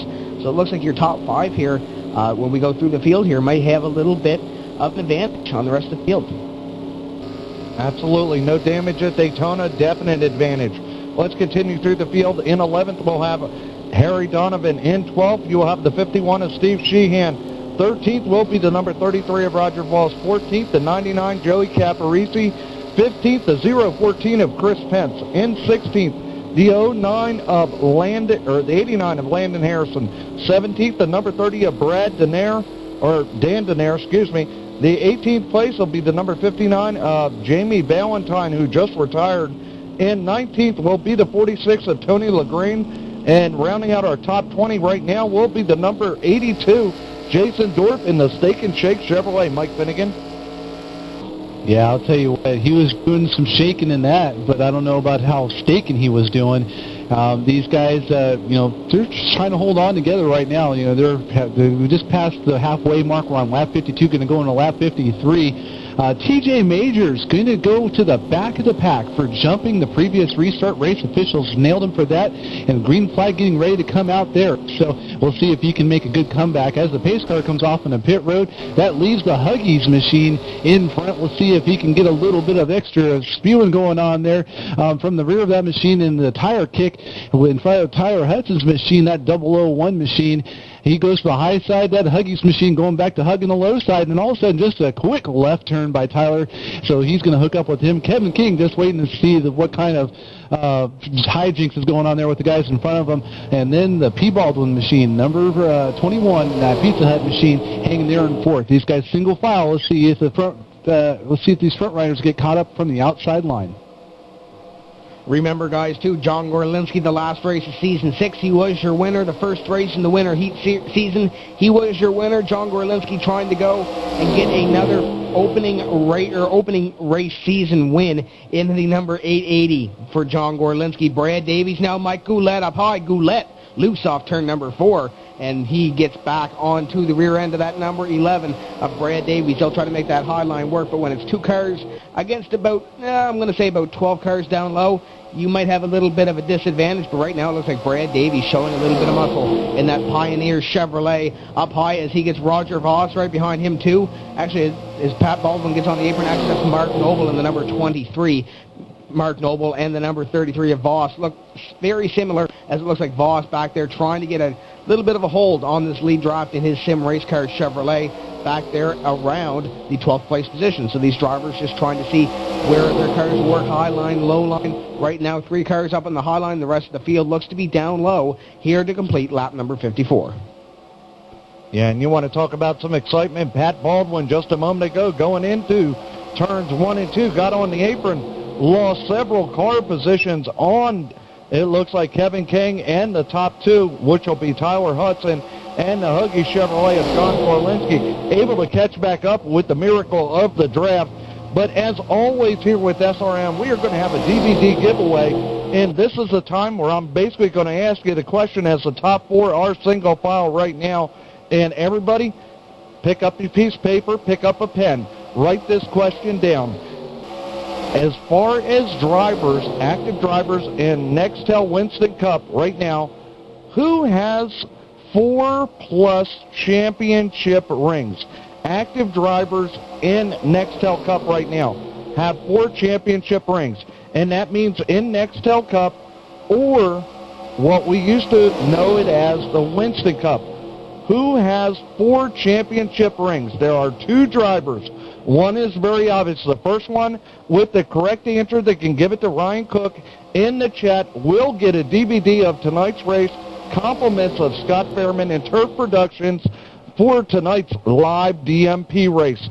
So remember, there are 2 active drivers in Nextel Cup right now that have 4 championship rings. First one with the question to Ryan Cook in the chat will get a complimentary DVD of tonight's event. Mike Finnegan, single file, top 5 right now, top 6. Keep going back, and Derek Wood is one of them. Tom, you know, I'm just going to chime in down here for the production hauler while these guys are single file. And I just want to let everybody out there in the audience know it's not Kevin King. He's won every other championship. But if you give Kevin King as an answer, you're going to be wrong. But let me just say it'd be a good guess. Hey, you know what? That was only 3 for him, though, anyway. So we know he didn't make the cutoff of 4. But hey, does this game count? Because I mean, you do. So that's the Huggies car up in front. Is it the? Let's see, because we did do Winston Cup before we got all the new graphics updates and everything to Nextel. So do I count? I'm an announcer, so it don't work. I'm not active. I'm never active except in my seat here and sitting down there. But these guys are very active up in the front, and I'll tell you that Huggies machine just pushing on through, seeing what he can do up in the front with Tyler Hudson, Kevin King, Patrick Baldwin, and Brad Davies in that Pioneer Chevrolet machine is hanging out there. And then Derek Wood, we saw him in front. He's still in the top 10. He's hanging there in 6th. He's waiting, biding his time. I think these guys are kind of playing a little more safe, but of course, as soon as I say that, Mike Ramsden and Mike Gillette go up to the high side, that Parrot-based Chevrolet and the Pork and Easy machine, go to the high side, so they're going to see if they can make that work. And we're, of course, on lap 58, going into lap 59. Your lead draft consists of 15 cars. John Gorlinski all the way back to Mark Noble in the number 23. Mark Noble, one of those drivers who got on the high line and thought he could make it work. Well, he went to the back of this lead draft. He is currently 1.6 seconds off your leader, John Gorlinski, in the number 23 Dent Wizard race automobile. And we talk about Dent Wizard, very strong in the Winter Heat Series season. Had a couple of strong runs, had also a couple of tough breaks for the number 23 of Noble. So we'll have to see if he can rebound here in Season 7 and get up and contend for a championship here in Season 7 for the DMP Cup Series, as it looks like we are single file all the way back to Mike Goulet in the number 37. He is side by side with Roger Voss. Voss goes down low. Dan Denaire in the No Fear Chevrolet, side by side now with the number 37 of Goulet. He will get the position on the Pork and Ain Easy Race automobile. And it looks like back there also Tony Legren making his way up in the number 46. Landon Harrison back there alongside in the number 89. And then we have Mark Noble in that number 23. So it looks like from about 10th on back we have battling side by side. But your top 10 single file so far, and John Gorlinski's leading the train. Yeah, and Tim Terry, you want to talk about where Bob Bryant is? Bob Bryant will be in that second pack directly behind Bill Dorsey, some 4 seconds back from our lead pack of 15 right now. Bill Dorsey driving the Jupiter Chevrolet. Bob Bryant in new colors this season. Looks like the Coca-Cola Chevrolet will basically bring up that second pack. But, you know, yet again, we still have another green flag situation, basically, or green flag pit stop to go. And at this point, I want to bring in Ryan Cook and see, Ryan, how are the votes, or how are the questions being answered in the chat right now? Has anybody even come close to the actual answer?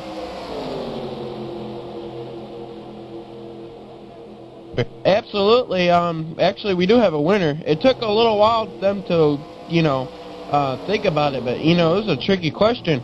It's going to be C_ZIMM424. I believe that's right. And that's going to be the winner. He's won the free DVD, and all I ask is give me your email address in the chat, please. Thank you. Well, as he's getting that email address going on there, I think we see some smoke coming on there, and I do see that from pit road right now, and it's the STP machine of TJ Majors did not get himself enough oil going back into that machine, and I think that's what caused him to blow up.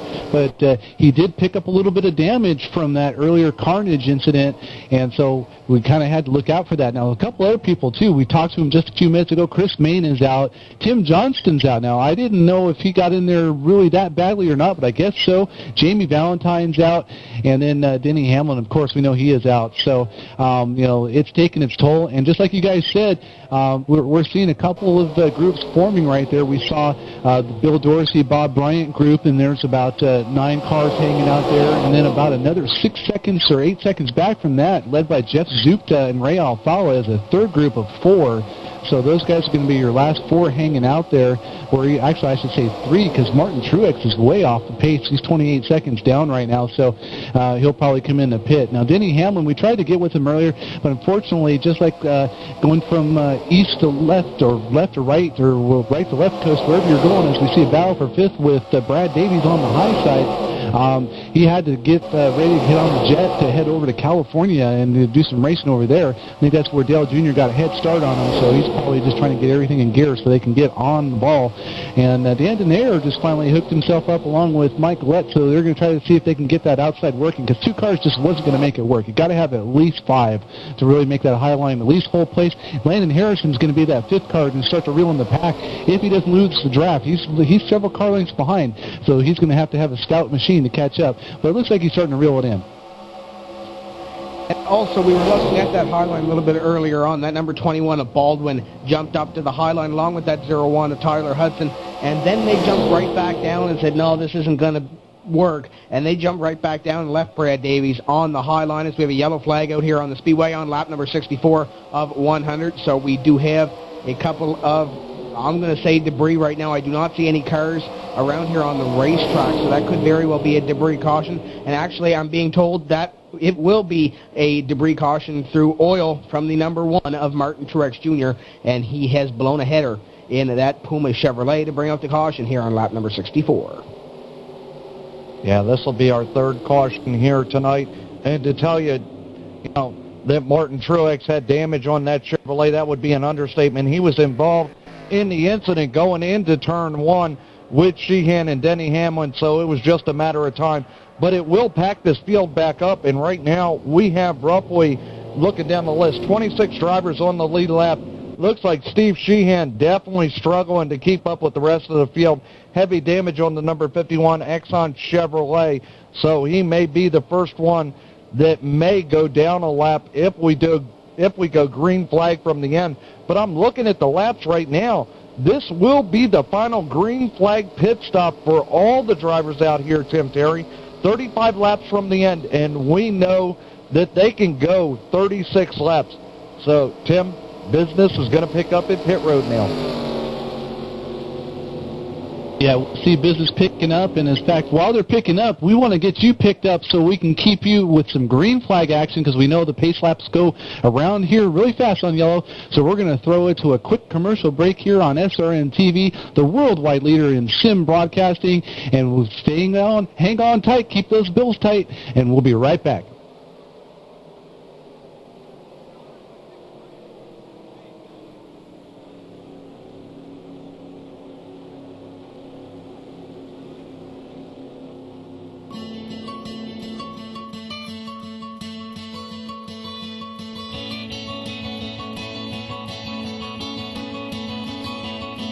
Take my hand, come with me into this crystal scenery and wait till I retain a ticket.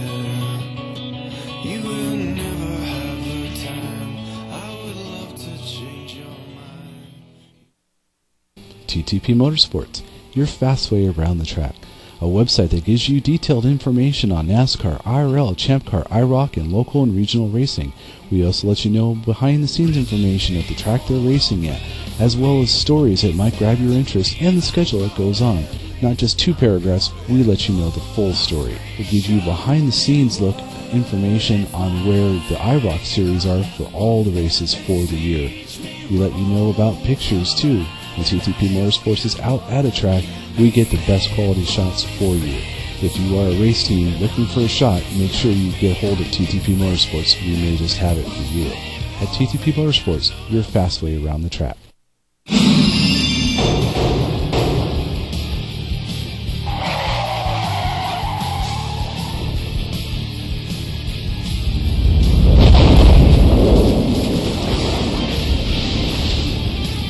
This is Joe Beasley. This is Rick Savage. This is Jason Dorff, driver of the number 82 Steak and Shake Chevrolet. And you're watching the DMP Cup Series live on SRN TV. Crank it up.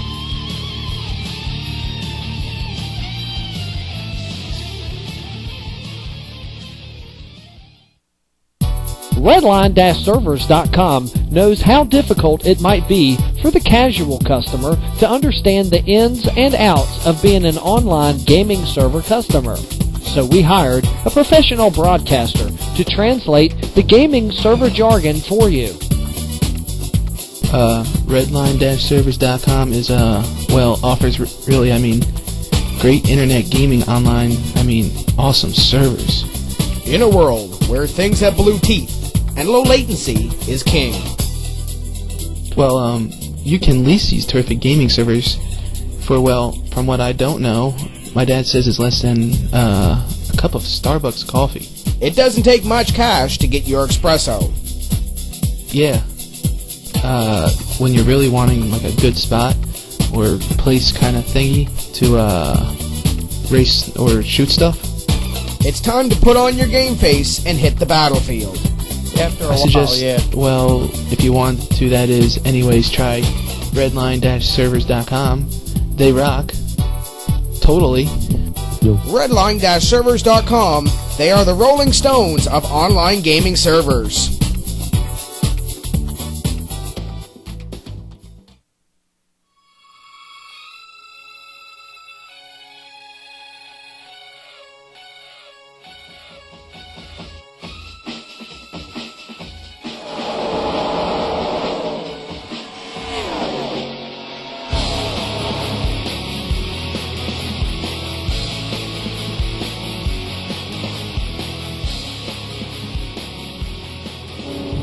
Welcome back, race fans, to SRN TV, the worldwide leader in sim broadcasting. Pace car lights are off here for the InfieldParking.com Daytona 250. We are 68 laps in here of 100, and as Scott Fairman gets a little camera on the 880, John Gorlinski lost a bet. That's why he's running this 88 race automobile right now on the racetrack. Let's see if he can win himself a race. He is only about, let's say, 32 laps away from trying to do it, but he's got to get past that Derek Wood car up in front of him.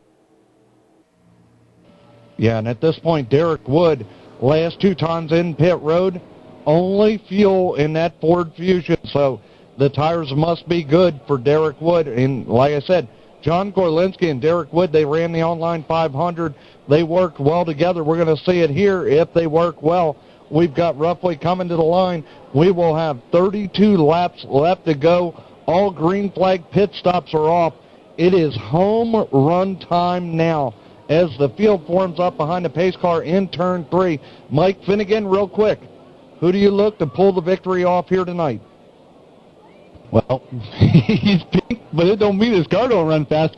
I'll tell you what, when I had to go through and I lost a bet and I had to run a pink Tampax car, that thing, I'll tell you what, I got about 3 wins in a row in that machine, so I'm hoping, and I'm looking at John Gorlinski right now. In fact, we're going to see him and see if he's open, if he can get right around Derek Wood's machine and pull himself off a win. As the pace car comes off, lights off on that pace car, green flag in hand, green flag ready to come out. As it does, Derek Wood, John Gorlinski is seeing what they can do to hold the field off right behind them. Harry Donovan is running third. Boy, that's a name I haven't talked about all night with Brad Davies running fourth.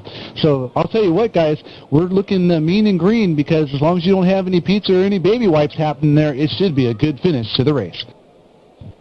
Drivers making their move now here on lap number 69 of 100. They'll come up on 31 laps to go across the line, this time by Brad Davies on the high line, trying to make it work once again.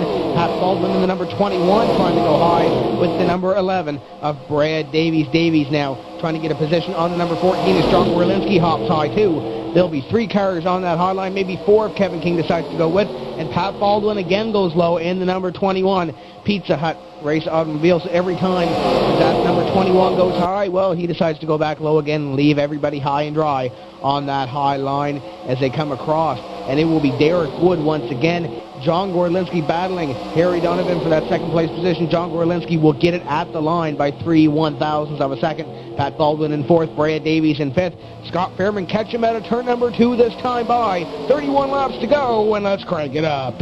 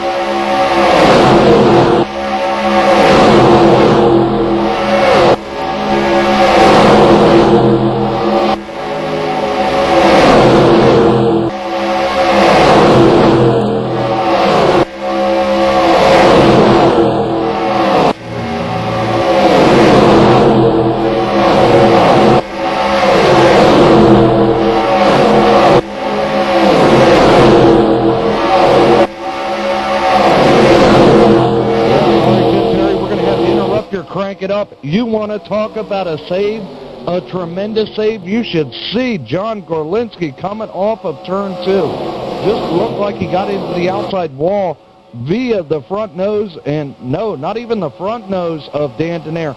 Just got up in the outside wall, got a little bit of that log glue, shot it down to the inside. Brad Davies had to shoot to the inside. Tyler Hudson, good thing they paved off of turn 2. Tyler Hudson needed every bit of that paving to maintain control of his car. Meanwhile, we are back to green, but you want to talk about hearts in the throats? That would be it. Mike Finnegan, I know you had to step out of the booth to go out there and grab one of those Pizza Hut pizzas from Pat Baldwin, but you just missed a tremendous save by Brad Davies, Tyler Hudson, and yes, Mr. Huggies himself. Well, thank God for the SRN replay cameras, because I was able to back the tape up, courtesy of Scott Fairman, and able to take a look at that like you guys did too. And I'll tell you what, that was slicker than a baby's diaper being messy and you have to change it. Yeah, that's it. But I'll tell you what, that was just like trouble going on there.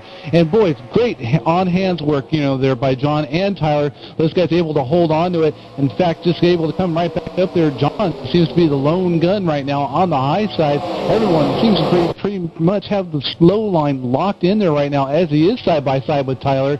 Those guys probably doing a little communications, yeah, that's it, communications, and just letting each other know that there's really no room there on the low side and seeing what's going on. So you'll have to keep an eye on that. Mark Noble in his Red Bull machine right there, his Dent Wizard machine right there, same color, sorry guys, as what's going on there, but he's just waiting to see what's happening.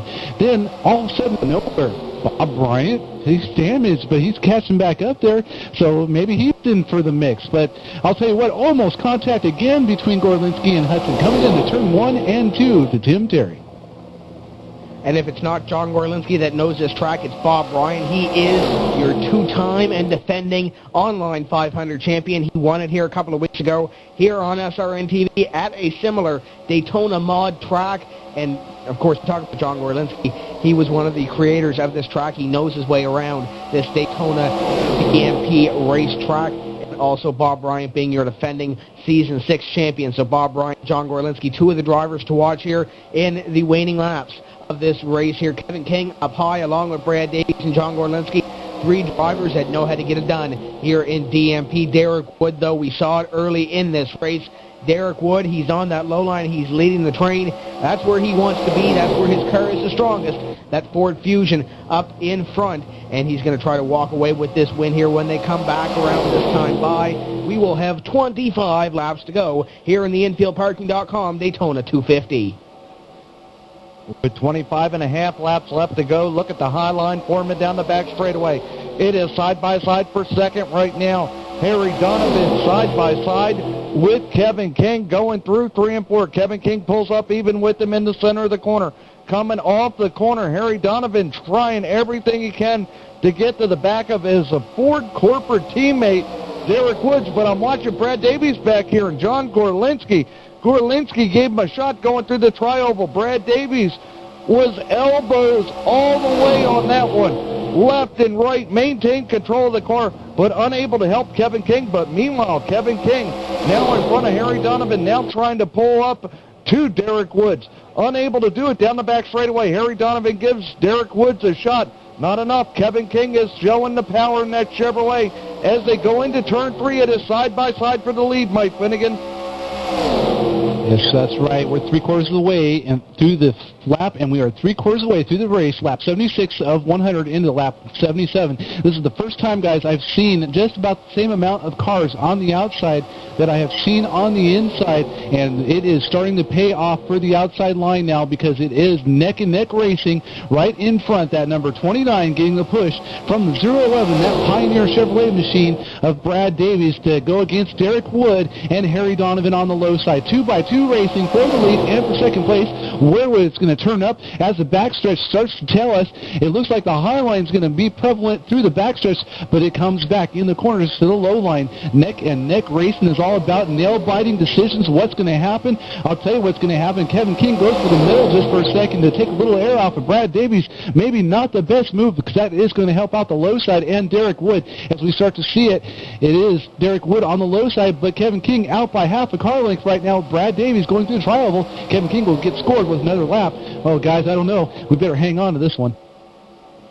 I tell you, Pat Baldwin, that number 21, he tried to go low, almost on the apron, below the yellow line on the number 14 of Donovan, as we have 3 wide right behind them, as it looks like the number 53 of Bryant might be in the middle. Bob Bryant indeed in the middle, Dan Denaire up high, and it looks like down low Tyler Hudson might be the car that is down low, the Racing for Jesus Race automobile, as they are still 2 wide right now for the most part. It looks like back there Mike Ramsden also battling back for position. But as we were saying, Pat Baldwin, number 21, he tried to go low, almost got on the apron below the yellow line. He thought wiser of it and backed out. Tyler Hudson was there and almost get into the back of that number 21. 21 tried to make it 3 wide in the middle and just couldn't get the run in the middle in between Donovan and the number 88 of John Gorlinski, so he had to back out of it there. But that number 21 has been getting a couple of runs as he is now going down to the corner. Looks like Tyler Hudson trying to push that number 21, but just can't get a line down low. Right now the low line is looking like it's not the best line to be in, as Kevin King right now is taking that high line to the front, the only driver so far tonight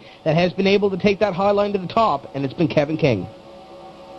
Tim Terry just got a report as we go 3 wide into turn 3. Bob Bryant in the middle, underneath Dan Denaire, up above Pat Baldwin. Got a report that the number 14 of Harry Donovan, the TireWay.com Ford Fusion, has some damage on the front end of it.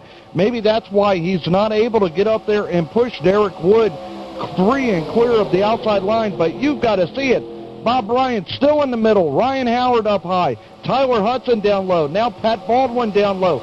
Looks like John Gorlinski will try to help Bob Bryant in the middle. Still 3 wide, going through 1 and 2. John Gorlinski helping out Bob Bryant. Will they be able to hold it off of turn 2? Yes, they do. Bob Bryant still stuck in the middle. No help whatsoever, but I'm telling you, makes good TV. What do you think, Mike Finnegan?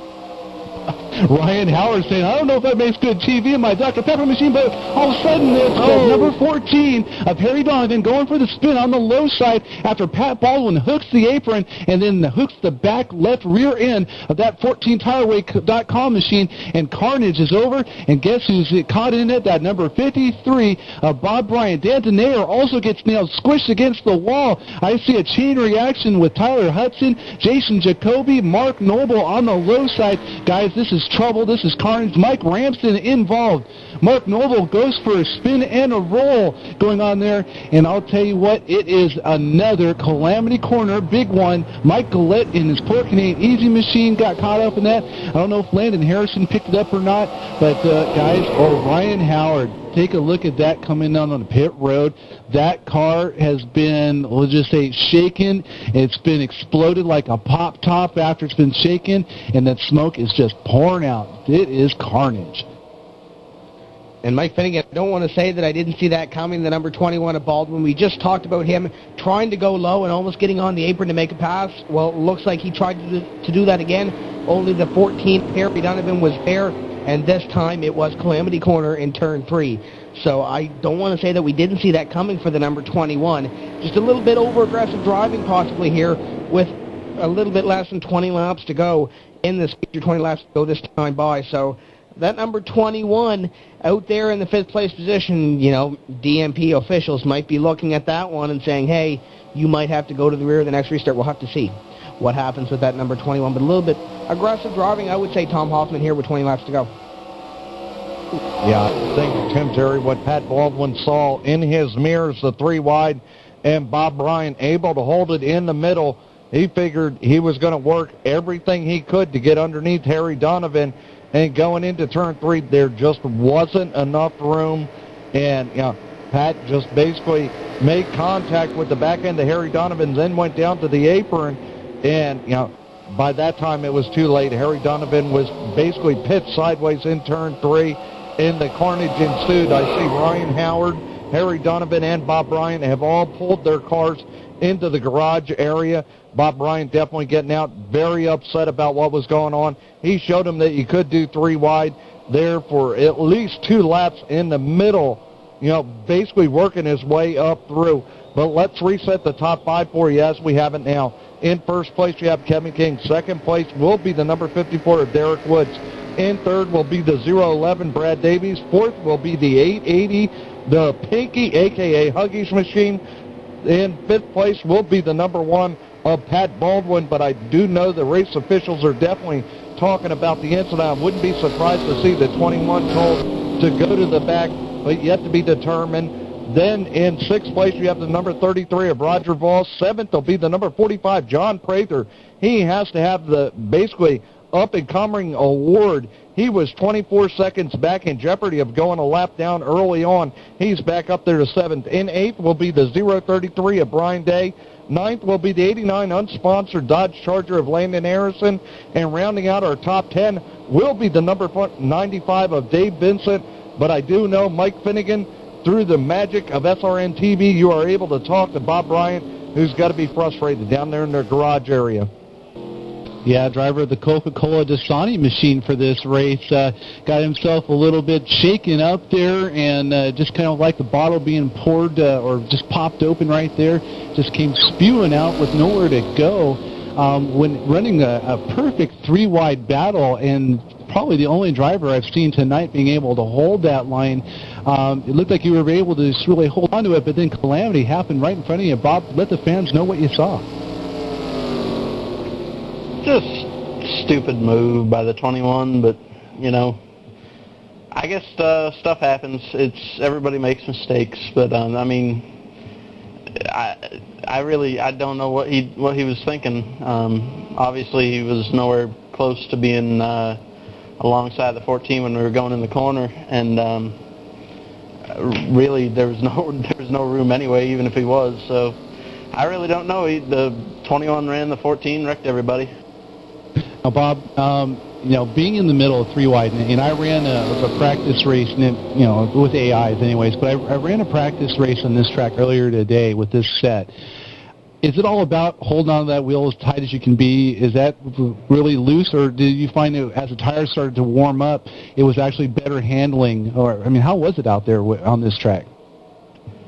I really liked it in the middle, to be honest. I didn't feel very nervous at all. The thing was real stable, and just it's just a matter of holding the line, which wasn't hard to do. I didn't have anyone in front of me, so I could see right where I was going. it really wasn't that big a deal. It was a blast running up there with Howard and Dan 3 wide for a couple laps. Now, Bob, you first of all, new sponsor on that Coca-Cola machine. On that machine of yours. Usually we see in the repeat offender racing machine, but now Coca-Cola deciding, I even heard of another sponsor coming up for you. Then we're going to really toss some wrenches in the works. We're going to go Truck Cup. Then we're going to hit 2 road courses. Your thought on the upcoming season? Are we expecting some twists and turbulent races, or some really experienced racing? What do you see? I really don't know. It always takes a few races to get the kinks worked out, get everybody used to run with each other again. So I guess we'll have to see how it plays out. As for me, I don't even know if I'm going to be running the full season. Depends on how my job goes down here. If I'm needed, I'm kind of on call 24/7. So we'll see about that. But I don't know. I'm having fun here, and hopefully we can come back next week and have a little cleaner race. Well, Bob, do thank you for your time, and we'll see if we can get some more insight from you later on. But, guys, we're going to be going back to green flag and someone going back to the pack, Pat Baldwin. Pat Baldwin, the number 21, being shown to the rear here on lap number 84, and he will start at the back for this, what will be, looks like a 16-lap shootout to a finish here at the InfieldParking.com Daytona 250, race number 1 of DMP Cup Series, season number 7. Kevin King going to put the hammer down one more time. Derek Wood in the 2 spot, trying to get up into first. Green flag is out, and the number 54 will put the hammer down right behind that 29 to King. That 54 gets a very good restart on King's number 29, Alpine Stars Chevrolet. They go down into the 1-turn. Brad Davies right behind that number 54. We've seen him go to the high line. How long will it take to get that number 11 on the high line? We'll have to wait and see, as Kevin King dressed a little bit high out of turn at number 2. Yeah, and right now I'm looking at the top 5, and I got to tell you, 3 out of the top 5 right now are Chevrolets. Will the Chevrolets stick together? Will they kind of ounce the Ford of Derek Wood? Yet to be determined, but right now it is single file through the top. I'm going back through the field. Through the field at this point, the battling will come up once they get into that 10 laps to go, but right now Kevin King is out front, Derek Wood in second, Brad Davies in third, John Gorlinski in fourth, Roger Voss back here in fifth. Then you've got John Prather in the 033 of Brad Day. It looks like the Quaker State Ford Fusion of Brad Day and looks like John Prather definitely worked together early on when they lost the draft. Now back together. If anybody might go to the outside, might be those 2 drivers, as you see John Prather all over the apron coming off of turn 2, so still even loose at this point in the race. Mike Finnegan, it's a crapshoot now, baby. Yeah, I'll tell you what. Hey, someone that's got to be happy to have some huggies with him, that's John Gorlinski, to make sure everything comes out fine. And I'll tell you what, someone that hopes that those huggies stay on is Roger Voss, who's right behind him, because you definitely don't want it coming out from the rear. So, John Prather, let's talk about him for a minute.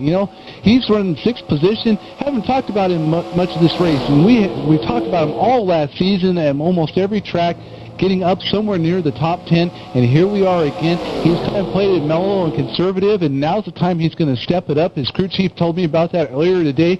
They were waiting for the last 20 or 30 laps of the race, and they were going to light the fire, and sure enough, that's exactly what they're doing in his machine, moving up through the field and then hanging out right now in 6th place right behind Roger and John. So we'll see what's going to happen. Could it be the John and John show at the end? Only they know.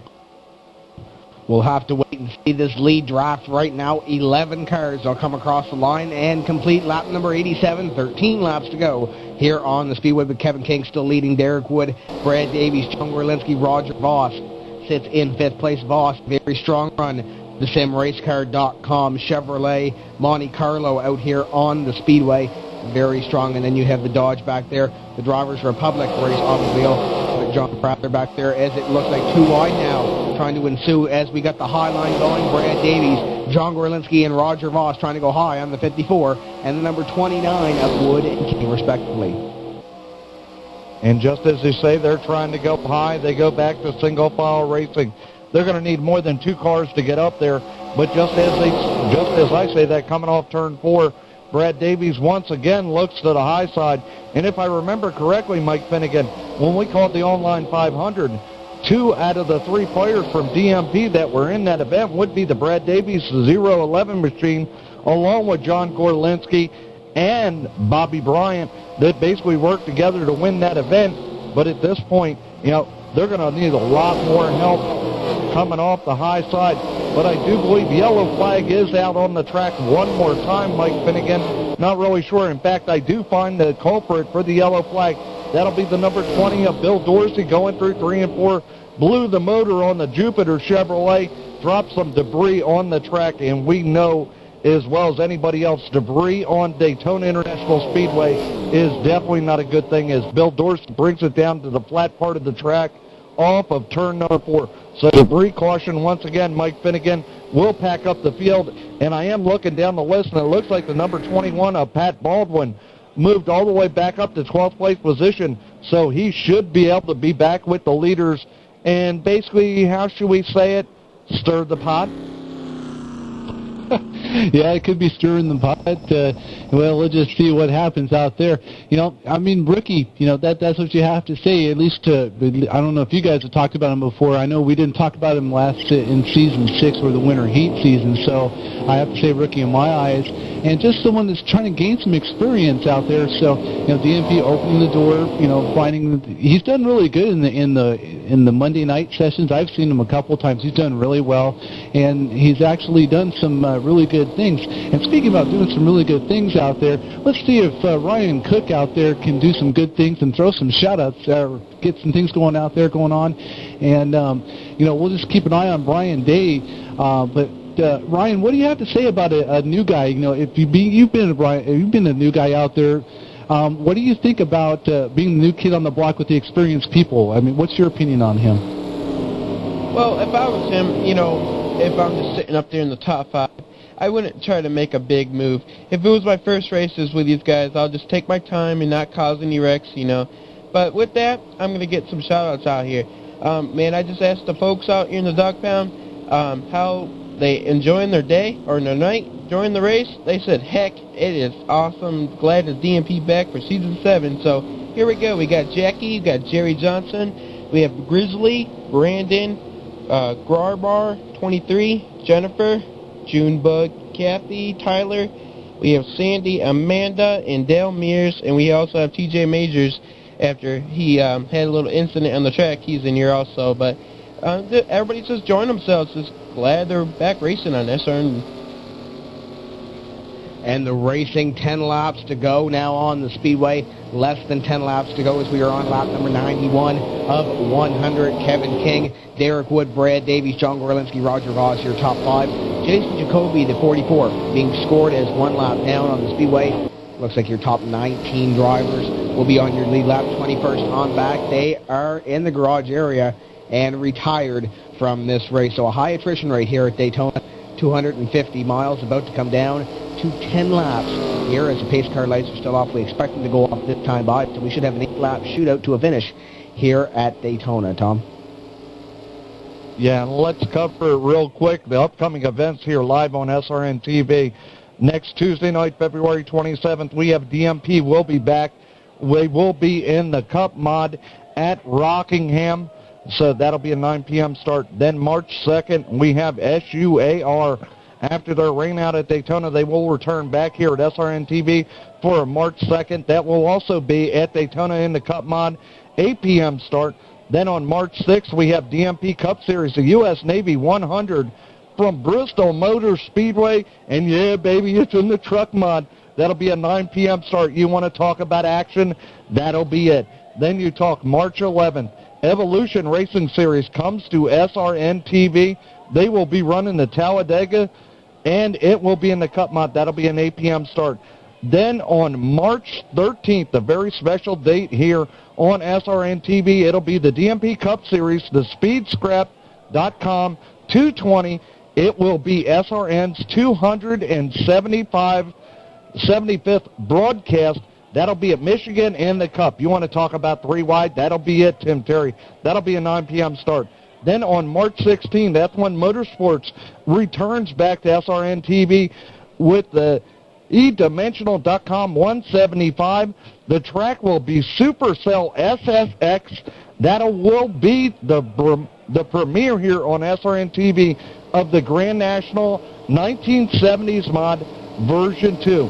That will be a start time of 8:45, and then to round out the upcoming events, March 20th, DMP, the ScrapShack.com 250, California Motor Speedway in the truck mod, 9 p.m. start. So Mike Finnegan heard Ryan Cook talking about, if he was new with DMP drivers, online 500. Ryan Cook was down there with all the DMP drivers. In fact, from what I heard, he ran out of the room, went to go talk to his daddy and said, "Dad, I'm in here with a bunch of DMP drivers. What do I do?" His dad stuffed his head back in. His dad stuffed his head back in the helmet, rolled him back in the room, Tim Terry, and told him, "Get out there and act like you know you belong there."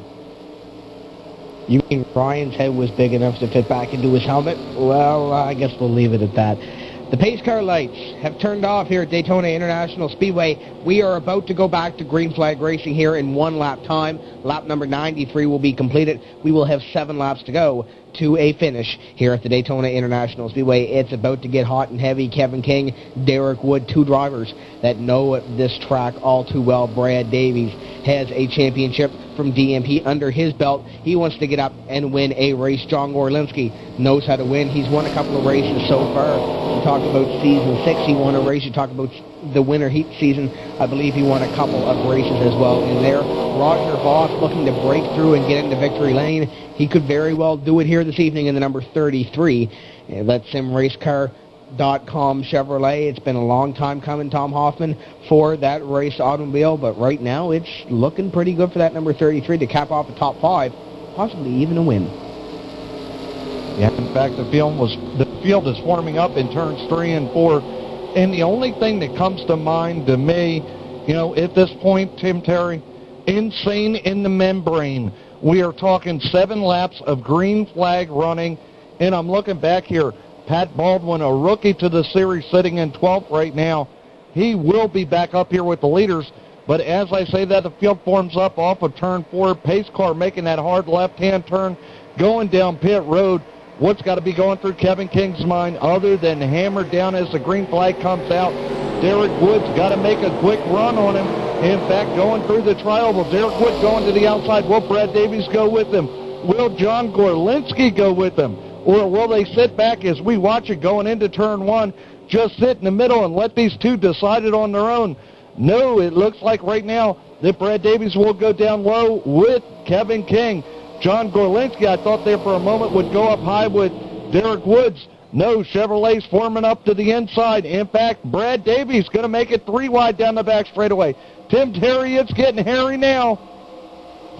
That 54 hasn't been on the high line all race long. He gets up on the high line. He will lose multiple positions. John Prather in the number 50 or the 45 on his rear end, trying to get him up and get him with Brad Davies in that number 11 to get a couple of positions. Here comes John Gorlinski. Gorlinski from 4th to 2nd on that last lap there. He tries to get another position. He wants to get that first position from Kevin King, but just can't get it. Here comes Pat Baldwin now back in the number 21. He's going to try to get up there with Dave Vincent in the number 95 Limelight Networks Chevrolet. He's going to try to hook up and get up to the back of Roger Voss down low. The high line right now showing from about 4th on back that they are strong. Roger Voss in the number 33 down low. Here comes John Gorlinski up high. We will have a battle side by side, the 29 and the 88 going for the lead here down in turn number 3. Oh, and Tim Terry, we had contact in the back of the field. All drivers able to maintain control. Pat Baldwin, another part of the incident. Dave Vincent moved up on Pat Baldwin. Pat Baldwin was in the middle between Dave Vincent and it looked like Jason Dorff, able to maintain control. But here comes Pat Baldwin on the inside, taking over the position from Dave Vincent, now jumping to the outside. The rookies trying to make it 3 wide as they go through 1 and 2. Had to lift just a little. The pack is forming up at the front. They are side by side from 3rd on back. I'm telling you, insane in the membrane here, Tim Terry. Here they come. John Gorlinski took the lead that last lap by Brad Davies in the number 11 up high. He wants to take the lead. He wants to take away the win in the infieldparking.com Daytona 250. It has come down to 4.5 laps left in this race. They'll come by and have 4 laps to go on the speedway side-by-side stack 4 deep. And Pat Baldwin back there, your top 9 are in this lead draft. They come across the line. Brad Davies will lead in the Pioneer Chevrolet, but up high, Derek Wood in the number 54. We talked about it earlier. He can put that car wherever on this racetrack and make it work. He's been down low for about 90 laps. He comes up high in the number 54, showing he can get it done 3 wide out back. The 21 of Baldwin Day in the number 33, and it looks like Landon Harrison back there as Day scrapes the wall in turn number 2, but looks like that number 21 causing some havoc again, going 3 wide and getting 1, 2, 3 positions. He will be up to 6, possibly coming down into turn number 3. Oh, contact. 21 into John Prather going into turn 3. Tried to make it 3 wide. Wasn't enough room. Patrick Baldwin having some problems here. They are racing to the finish right now. It is side by side up front. In fact, it will finish with John Gorlinski taking away the lead from Brad Davies with the help of, I do believe that'll be the 29 of Kevin King. So you want to talk about excitement here, Tim Terry? We just had an exciting finish. In fact, they're not going to go back to green. A lot of sheet metal over here in 3 and 4. But, you know, excitement, DMP, you know it's going to happen. Like I said, insane in the membrane, Tim Terry. Looks like we have Jason Dorf around out back as well. He gets it back in the Steak and Shake Chevrolet. Up in front, though, John Gorlinski pulling off a great win in the number 88. Kevin King in the number 29, currently being scored in second place, and this is on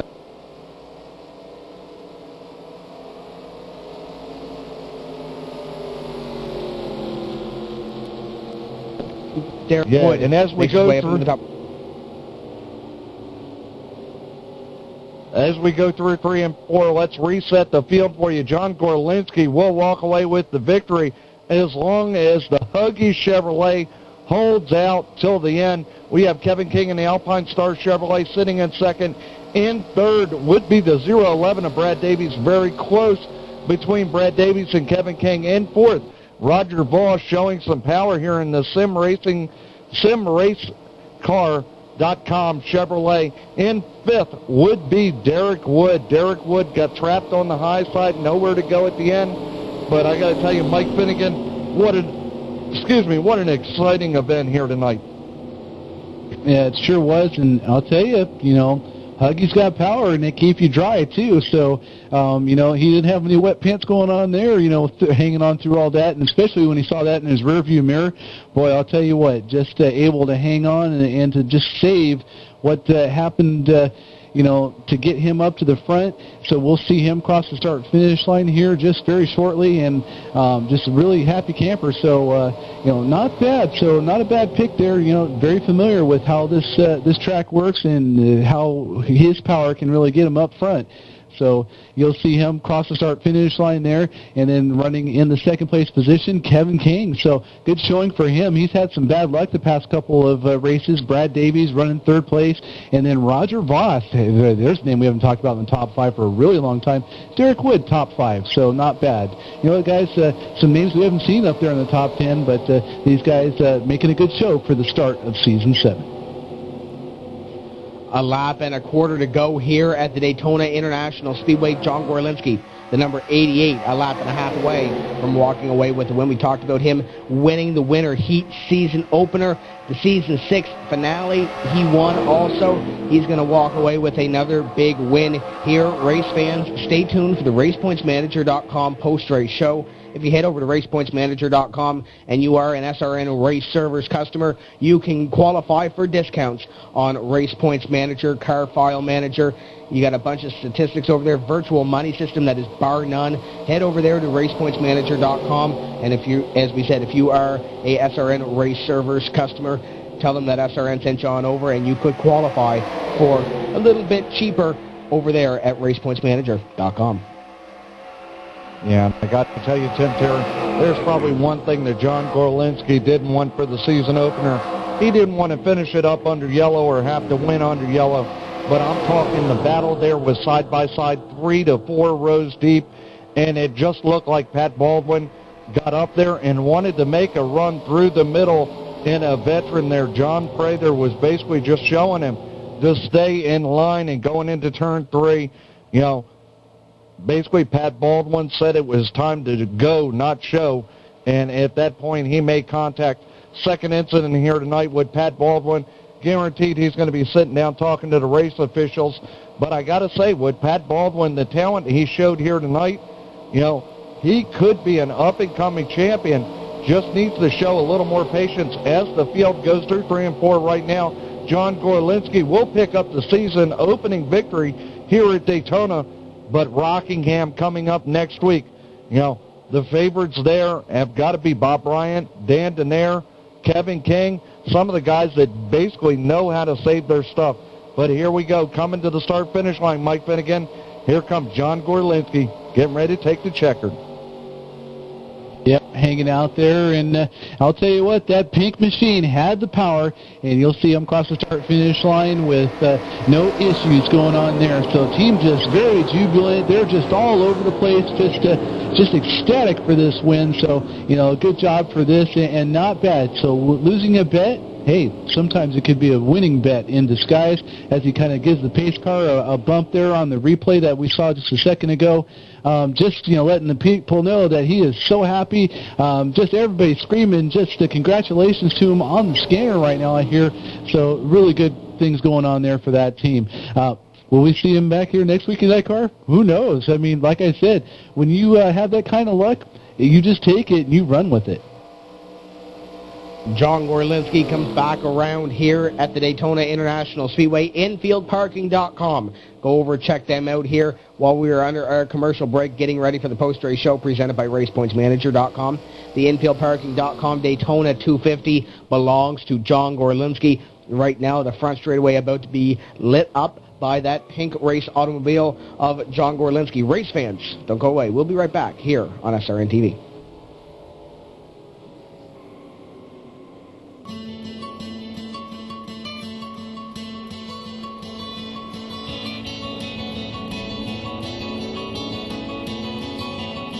Take my hand, come with me to this crystal scenery, and wait till I retain the ticket. You will never have the time. I would love to change your mind.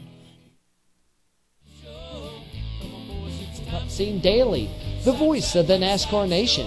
Keep up with NASCAR and your favorite drivers by reading Cup Scene Daily. Now getting you closer to the action with Speed Talk Live. Log on to cupscene.com.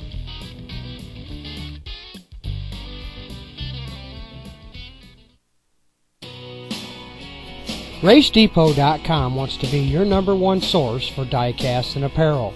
We carry anything from Nextel to NHRA. Pick up a season schedule, or just buy that special someone a special gift certificate. If you need it, we got it. So if you're in the market for all your racing threads, treads, and collectibles, check out RaceDepot.com and feel like a champion.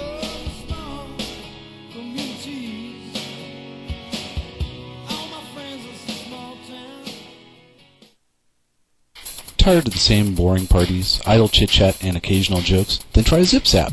ZipZap has developed and created a place to find all your lighted party apparel. Do you like to juggle but thought people would say that's old school? Then try our Flipsticks juggling sticks, or get the party going by using our confetti party shooters, Boeing dance balls, and our Illuminite pins, which all these can light up in 7 select colors, or use the multicolor option that can be seen day or night. All ZipZap products are guaranteed to be the hit for conventions, parties, special occasions, or everyday use. We have something for everyone, including your pets. Come see how we light up the party at flipsticks.com. That's FLIPSTIX.com.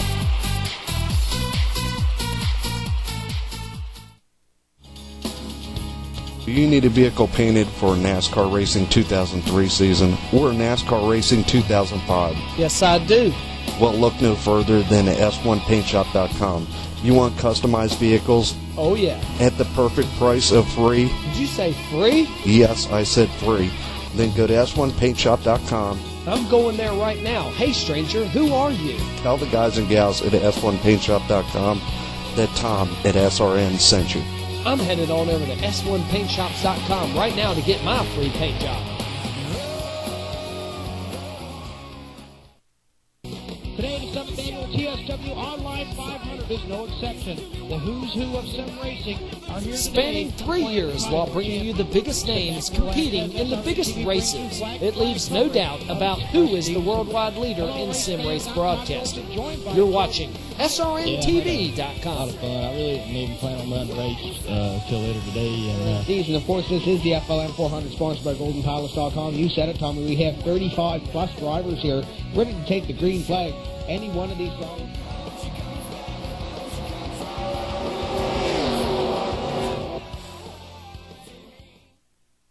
When at the big race, there's only one place you want to be hanging out. That's going to be the infield. That's where the drivers smack talk, good times, and real NASCAR fans get together.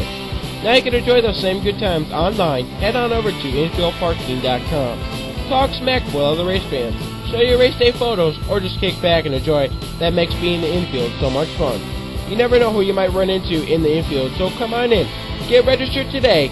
We have a great place picked out for you right here at the infieldparking.com.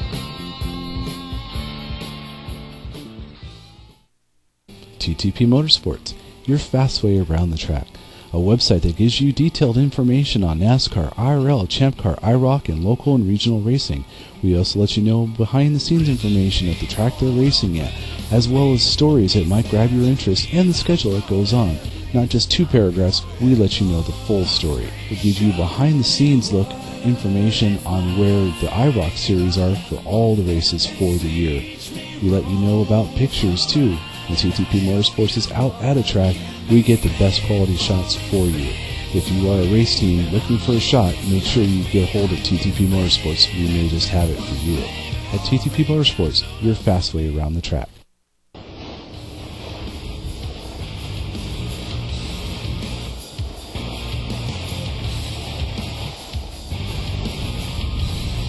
Looking for something big in life?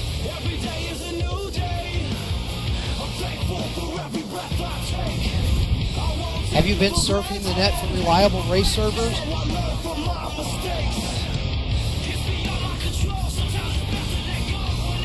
Need something solid to stand on?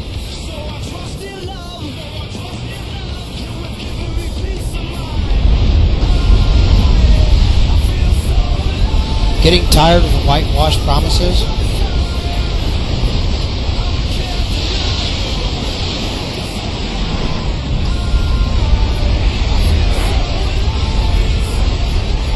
Stand out above all the rest and get over to simracingnetwork.com, the absolute best race servers on the planet.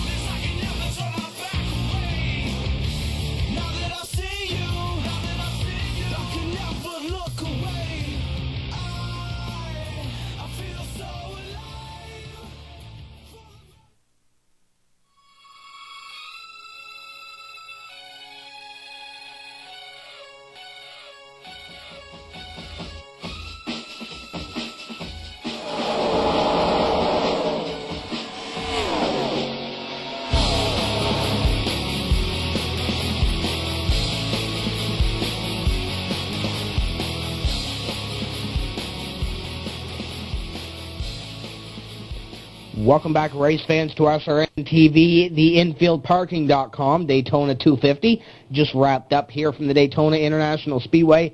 And what a finish we saw. John Gorlinski walking away with the win after starting from the 8th place position. This is the RacePointsManager.com post-race show. Head over to RacePointsManager.com. SRN race servers customers do get discounts over at RacePointsManager.com. Get over there, check them out in this post-race show while we head down to Redline-Servers.com Victory Lane with Mike Finnegan and John Gorlinski. Okay, John, the big question of the night. Who did you lose the bet to? Steven Stetson. Okay, now that you've proven that a pink car... Oh, and by the way, when I had to drive a pink car because I lost a bet, I won 3 races in a row. First of all, are you going to keep driving this car, or is this the only race you have to do that? I haven't made up my mind yet. I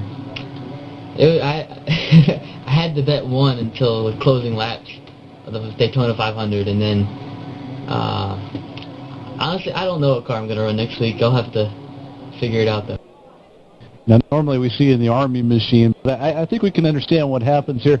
Now, the question is, since you've won here and you've driven the Huggies machine to a win, does that mean that Stefan's going to have to drive a Tampex car or something equivalent to that in the next race? Nah, I won't do that to him. He had some, I guess, technical issues you'd call it tonight, which prevented him from getting in the race, so I guess that's bad enough. Yeah, we heard that, and it was unfortunate that we couldn't see him race today because he would have put a good show on for us. But talk about good shows, John. Let's talk about your good show after pulling out, just narrow misses and just dodging the bullet and getting through. How did you get there? What was it like to drive on the track? First of all, the Daytona DMP track, which is basically the DMP mod track with the bumps in the track, and then the setup. So what was it like to get up there, and how'd you hold on?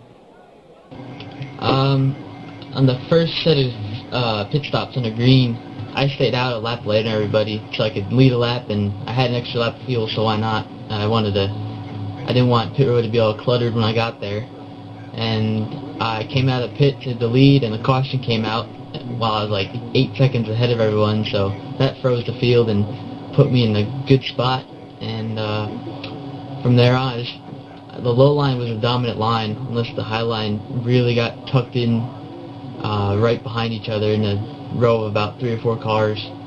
So I just kept it low, and then we got towards the end of the race, and I lost the lead on a pit stop. And at the end of the race there, I was trying to help Brad, and I gave him a shot up top, but I saw my own, good fortune coming, so I stayed low and poked up top once I cleared them all, and Brad pushed me back by, and it was awful nice of him because he could have just left me there like I did to him. Yeah, and it was about teamwork, and of course, I think some people may say you have an inside line on this track because you were one of the developers getting it set up for the TSW 500 and then getting back to revisit this track again. Just wanted to throw a quick question out there. Was this the 1.6 or the 1.7 version?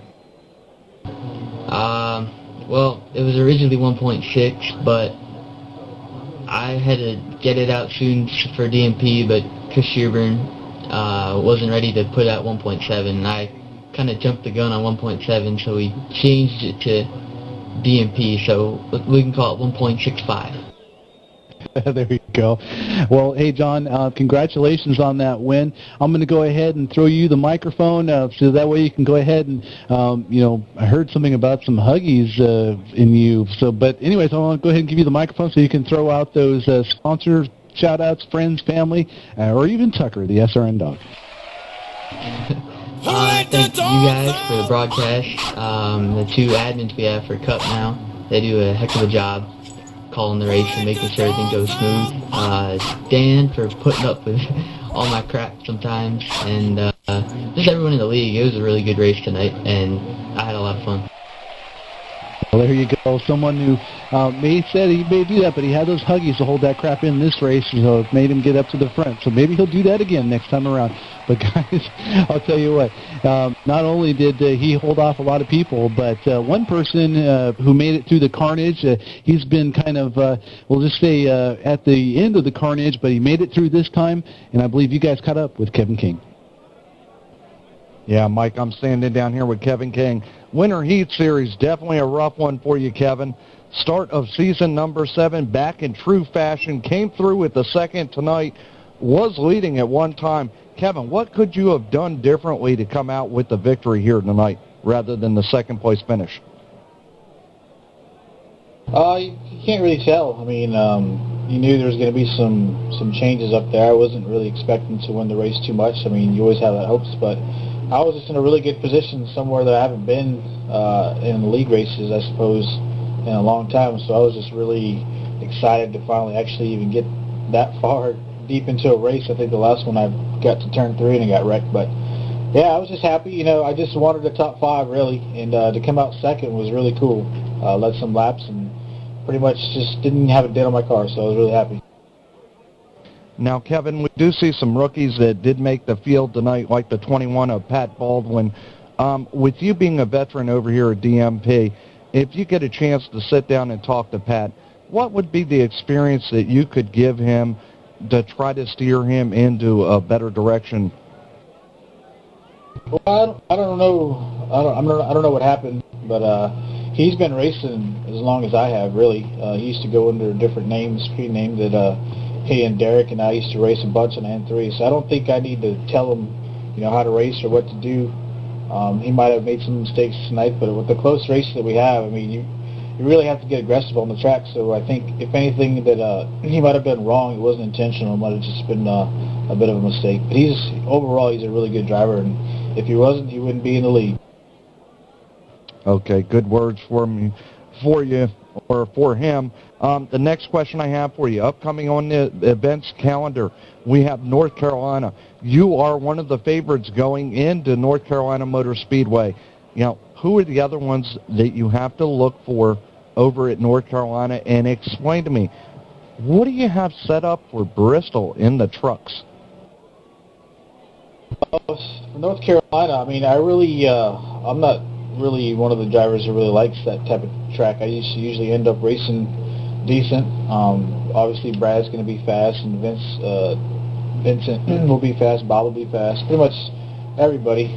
Expect Derek to lead probably the whole race and do really well, and Sheehan. And it's really hard to say now. I mean, every time we get a new league, we always add a bunch of good drivers. This is probably going to be the toughest test of all on how well you do week to week. But I think overall it's going to be really tough. So we'll just have to see how it works out. As far as Bristol, another one, not one of my favorite tracks. It's just really, really tricky. You got to get in your rhythm pretty early, and cautions usually dictate, you know, what type of rhythm you're going to get into. So it's just basically just run where you can, and pit strategy will hopefully get me to the front and see what I can do from there. Now, the other thing that I'm looking at through the schedule, we have tracks such as Daytona Road Course. I do believe Road Atlanta's on there. I know you're one of the road course gurus over here at DMP. How excited are you to see those on the schedule? I was really excited until Derek showed up. He's gonna be really tough at those types of tracks. Golinski's gonna be really tough, and so will Brad. So it's just gonna be my mindset in every race is just gonna go in there, try to lead some laps, and finish in the top 5 somewhere. Hopefully, I can do that in a lot of places, and in the end of the season we'll see how it works out. But those are tracks that I enjoy racing. I've never done them in a stock car before, except for Road Atlanta about 4 years ago. But it's really enjoyable. We'll see how it shakes out. Okay, and as customary over here, Kevin, we usually give you the mic, and we're going to give you the mic to give shout-outs to your friends, family, potential sponsors out there. So here you go, sir. Yeah, let's say thanks to you guys for showing up again for this season. All the people in the dog pound, so to speak, the returning drivers, the new drivers. Feel bad for Steven Steffen. He had a tough break tonight. I know he likes to run super speedways a lot, and I was hoping to see him out there. But hopefully he can bounce back, see what we can do for him, and he'll probably have a good strong showing at the next track. But other than that, the same guys do the same things every week. Make the league really fun to race in, and that's why it's one of the best ones out there. Okay, there you go, Mike Finnegan. The sights and sounds of Kevin King coming through with the second-place finisher here for the season opener for DMP, and I know you're standing right next to Brad Davies, the driver of the Pioneer Chevrolet. Yeah, in fact, a newly painted Pioneer Chevrolet. Nice paint job there, Brad. I have to admit, we see that you still have the other one in the stable as the backup car, but you got this new one, and just a good job. And I'll tell you what, man, talk about some nail biters. You actually had to hold your breath a couple of times in the mix of things. How was it for you tonight? Yeah, it was pretty good for most of the race. I was pretty happy with the way guys drove around me. Everybody seemed to be, they seemed to have their heads on their shoulders right, and they weren't pulling too many stupid moves. And everybody was keeping it clean, although, like you said, I had a couple of close calls. I think with John Gorlinski, he got up in the fence a little bit, and I had to kind of to move it down low real quickly and scared a couple guys behind me. But fortunately, we were able to come out of that without any problems. Now, Brad, the high line versus the low line. Let's talk about that for a quick second. You were on the high line several times, and it just didn't seem to pan out when there wasn't too many people out there. Is that just the nuance of this track? I mean, why didn't it seem that the high line would be more dominant to move forward? I mean, just the lack of people that wanted to go up there? Yeah, I think so. It just depends on who you had with you up in the high lane. If you had a couple, 3-4 good cars that were really, kind of stayed sucked up real close together, then the high line would prevail. After about 4 or 5 laps, it'd start to come up to the front and could overtake the line on the bottom eventually. I went into the race, I really thought the high lane way up by the wall was going to be good because that seemed like the fastest line in the TSW 500, although I couldn't get enough guys to run up there next to the wall, I didn't think, because guys kept diving low and going down into the middle, and we didn't really want to run 3 wide, at least not until the end of the race. So the safe thing was just to kind of stay in the middle and get a good line going with a couple, 3-4 good guys to run the middle line, and that's what we did. That was the safest thing to do anyway. Now, I asked you this before at the other race. I'll ask you this now, having experienced with your teammates at DMP. Do you like the original track, or do you like this track? Oh, I definitely like this track. It's got everything. It's got, a middle groove, a high groove, a low groove. It's got bumps on the bottom, which seem to be pretty realistic to the real track, although I haven't run on it, of course. But it's just a lot of fun. It's challenging on the bottom because of the bumps, and that enables the high lane to come in because it's not so bumpy up top. So just the racing is a lot better than the original track, so I'm definitely going to have to go with this one. Oh, that's cool to hear. I definitely had fun out there myself when I did some testing. But let's talk about some testing, or actually let's talk about some racing that's upcoming, just like we've seen the questions come around. Looking at the Rock. Now, I've seen, looking at your biography on at the DMP website, that you've actually been in 2 races at North Carolina. You've had a top 5 and 2 top 10, so your average finish is 6.5. And you've run for your career 59 races, and you've had 6 wins. So looking at Season 7, maybe overall, but let's kick it off with The Rock. What are your feelings are? What are your expectations? Well, for the Rock, that's one of my favorite tracks. I always love the tracks where you have to kind of set your own pace and save tires and take care of your equipment. I think a lot of guys go out there and they try and run a little bit too hard or a little bit too easy, and it's a real tough thing to do, to try and find that balance, that perfect lap time in order to save your equipment. Because if you save too much, you're going to fall back too much. If you run too hard, you're going to fall back later in the run. So it's kind of a fine line there, and I always look forward to the challenge of trying to do that. It's going to be a pretty good challenging start to the season. Going to some trucks, going to be doing some road courses. So I think it's going to be awesome to see you guys out there. But talk about awesome, I'm going to go ahead and give you the microphone so you can talk to your awesome sponsors, friends, family, sponsors, whatever you want to throw the shout out to.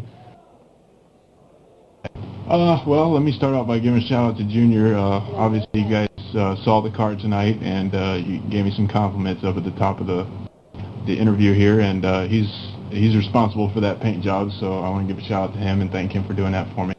And I guess give a shout out to Dan and Martin and Danny for coming out tonight. They usually don't get to run every race with us, but it was nice to see them. And also to our buddy Steve Steffen, he kind of got the short end of the stick tonight, and I feel sorry for him, but he'll bounce back. Yeah, I hear you, and definitely my sentiments with that. We tried to see if we can get him in there, but things that prevent us from letting that happen. But well, good to see you hold on there and get your finish out there. So we'll see, and of course, hopefully, most likely, and I'm sure we'll see him out there on the track as well.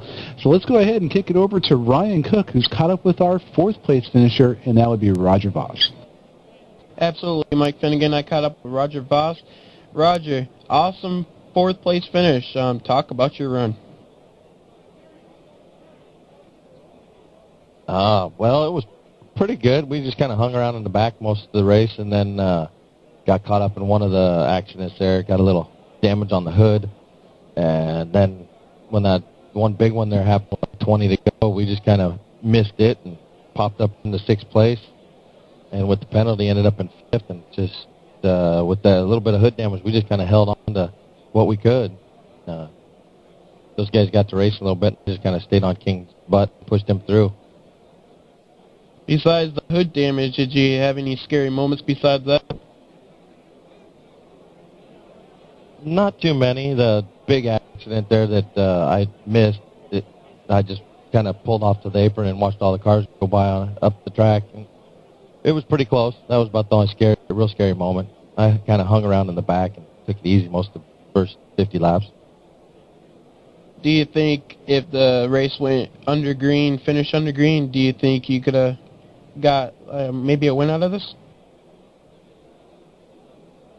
Oh, possibly if without the hood damage. We had a pretty good pit stop, and we were up in the top 15 or so after the first one, and had a pretty good couple of cars around us. And if we could have kept it under green, we could have had a shot at the win. Looking forward to next week at The Rock. What do you predict for The Rock next week? Hoping for top 10. There's a lot of good guys, King, Derek, John, Brad, those guys. But if we get a lot of green flags, I think we can get in the top 10, maybe top 5, because usually pretty good on tire wear. It can make the car last and pick up a lot of positions after everybody starts burning their tires off. Well, Roger, awesome finish on a 4th place finish. And this is the time I'm going to hand you the mic. You can do any shout-outs to friends, family, sponsors, whoever you like, sir. I'd say thanks to Dan Jr. and the DMP guys there for putting this on. It's a pretty good thing, and I always have a lot of fun doing it. And then to Voss Motorsports and our pro truck race team that we have running off-road races, that's sponsoring my car this year and should be sponsoring here from on out. And also Just Racing for helping practice all these races to get ready for these things. Alrighty, folks, that was Roger Voss. I'm going to kick it at Mike Finnegan. Well, there you go. Good interview. And from everybody right there, well, let's go ahead and wrap up our interviews with Derek Wood, someone that University of Nebraska machine just keeps on trucking. And I'll tell you what, Derek, man, you were up front for, that whole first green flag run and then just battling it out. And you had some near misses just like Brad towards the last half of the race. You've experienced both. First of all, this track, you're familiar with it because you were here before, but just looking at some of the action, did you like leading or did you like actually being into where you actually had some challenging to just stay up front and really battle out side by side, neck to neck? Oh, I definitely prefer leading. You can put your feet up on the desk and hold the yellow line all the way around. It's a whole lot easier. Being back there, I had a lot of close misses. I was right in front of Brad when I think Denny and Steve got together there in turn 1 and both had to go on the apron to miss it. And fortunately, we got through that. And then I had another close call after the green flag pit stop early on. We were getting back up to speed, and a couple of cars on the backstretch were slow in front of us, and Tyler got under me, and one of the cars was running in the middle of the track on the backstretch, and I tried to go high on him, and at the same time he turned high up in front of me, and so I ended up hitting the wall a little bit to miss him. I guess at least we didn't wreck there and got the damage fixed, so it wasn't too bad. You're going to be able to make it through that carnage in that Ford too, so just to be able to get out there, and I asked this of Brad, but I'm going to ask this of you here for the DMP. Do you prefer this track or do you like the original? Oh, I like this track a lot. It kind of honestly puts it a little bit more in driver's hand than before, I think, just because I think the guys that have a little bit better feel for the car can run the bottom better especially tied up in the draft, and so it kind of gives a little bit more feel to the driver, I think, and makes for some pretty good racing. I mean, the Highline's got more grip, like some of the BR tracks and the TR track that we've run before, and it makes for pretty good racing. I like the fact on this one that the Highline has to be pretty organized to go somewhere, because on some of the other modified tracks in the past, the Highline just has so much grip that if they got 3 cars up there at all, they would just go to the front, and you really couldn't do anything about it if you were on the bottom. But at least on this one, it seems to have a little bit better balance to it, I think. Now, talking about balance and some action, we got the Rock coming up there.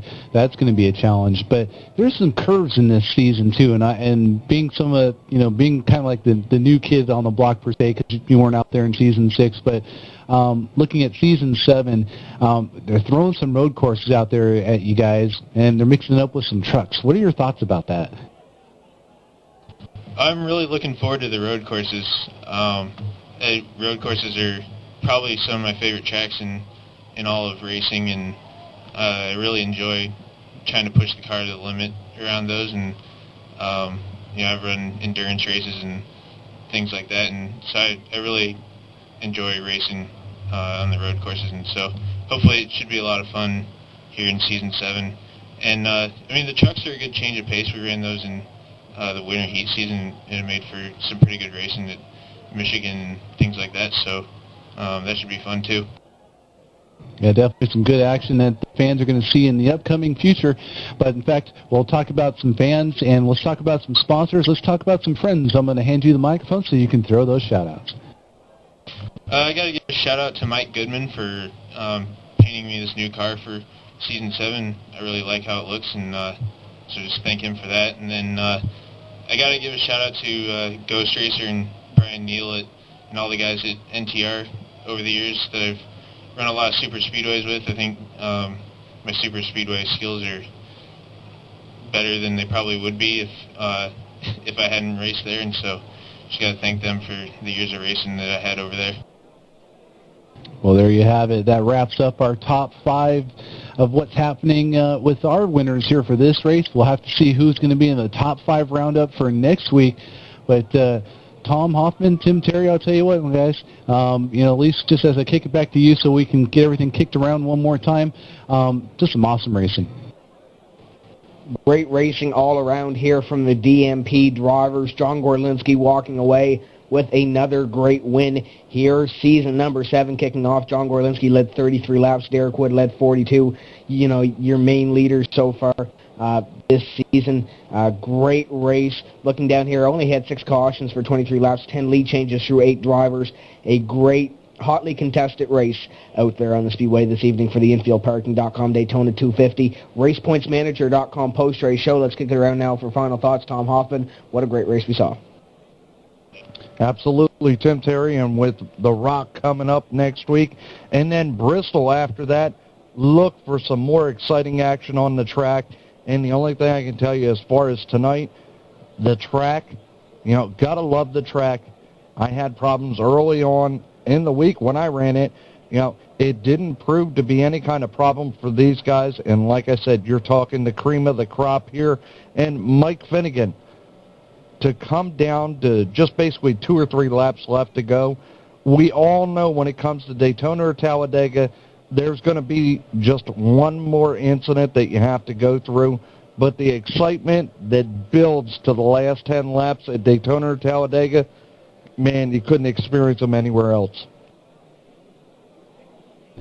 Yeah, you know what? I'll tell you what. It is definitely exciting. I love this track. I love being on it. I mean, even though, like I said, when I was in the middle, I got loose, but then there were like 5 rows of us that were 3 wide. So, and I was running against AI. So those guys are pretty much, set for what they're going to do. It doesn't match real driving. It doesn't match the style of what DMP can do, because these guys put on the show for us. That's what John, Brad, Kevin, and all the guys did, Roger and Derek and stuff. I mean, these guys just put on an awesome show for us. What a green flag run. Can you believe that? A whole fuel run. Green flag, no contact. That was awesome, baby. Tom Hoffman would say, and I love it. Talk about some awesome stuff happening. And then let's talk about some awesome stuff that's coming up. Coming up on 1 week from today, on the 27th, DMP is going to return. Hey, look at this. It's SRN TV 200 at The Rock. Man, I'll tell you what, it's great when you can have your name on there, but it's even better when DMP runs it for you, because they are going to put on the show for us at 9 p.m. on next Tuesday evening. Of course, The Rock. Where else can you have some fun? Well, that's the place to be at. And then a couple days later, March 2nd, SUAR, Shut Up and Race, the WPI Inc. 250. They come back from their rain-out date, and they'll be on for you to watch an awesome show over there. We're back to Daytona again. It's an 8 p.m. start time. And I'll tell you what, don't miss those guys, because they're going to put on a good show for us as well. And then DMP is going to return to a couple of days later. That's going to be on March 6th, the DMP Cup Series, the U.S. Navy 100. They're going to be at Bristol in the Truck Mod. Now, if you want to see some bull ring events, that's the place to go see it. It's a 9 p.m. Eastern start time, and they're followed up by 11th of March, and that is Evolution Racing Series at Talladega, another super speedway. Yeehaw! Let's get it on, and that's an 8 p.m. Eastern start time over there. And then let's get over to March 13th. That's the DMP Cup Series, Speedscrap.com 220, and that's, hey, guess what, guys? That's the 275th broadcast that we've had out there. That's awesome. I can't believe that, man. I'm proud to be part of that. It's the Michigan Cup, and that's a 9 p.m. Eastern start time. One thing that we don't see on the charts, but I got to say this for Tom Hoffman, on the 16th of March, that's the S1 Motorsports, edimensional.com 175. Guess what, guys? The GN Series. That is going to be some great racing. They're going to be at Supercell SXX, and that's an 8:45 p.m. Eastern start time. So hang on to that. Enjoy it. But, guys, I enjoyed it tonight. These guys always rock, and then we started out Season 7, rocking and rolling. I can't wait for the next race to come up. Guys, it's really scary is that Tom Hoffman's going to be behind the wheel in that March 2nd race, SUAR, WPI Inc., Daytona 250. Tom Hoffman will be behind the wheel. That's going to be kind of scary. Ryan Cook knows about scary. Him and Tom Hoffman race a lot over at S1 Motorsports. Ryan Cook, your take on the race, and your take on possibly Tom Hoffman doing a little bit of in-car reporting. I think I should get in that car instead, but no, that's awesome. Tom's going to get in that car. But tonight, I think, was an awesome race. Like we mentioned in the last two broadcasts for the Winter Heat Series, they had a little too many cautions, we thought. But, tonight it's Talladega. We had 6 or 7 cautions. I think it was fantastic tonight. And only 2 blown motors. And, it was an awesome race tonight. DMP really showed how they really raced with almost like 3 wide, 2 wide, a lot. And looking forward to next week at The Rock. Just want to say congratulations to Chad on winning the trivia question. That's about it, and looking forward to next week. Scott Fairman looking at the upcoming events also. Our 275th broadcast coming up on March 13th, 2007. I can remember it being yesterday, or almost yesterday, November 2004, I do believe it was our 100th broadcast. So we've come a long way since November 2004.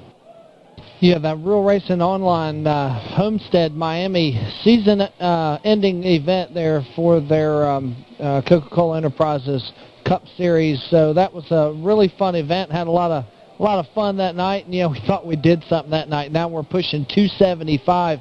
And, that's an estimate. I think we're actually a little higher than that. I think, Tim, you actually came up with a slightly higher number than that. But based on the records that we have at hand and the DVD collection that I have here in the SRN studios, I counted them up. I came up with 200-plus DVDs and Windows Media Player versions of all the broadcasts that we've done, going all the way back to the SRN radio days and March 13th.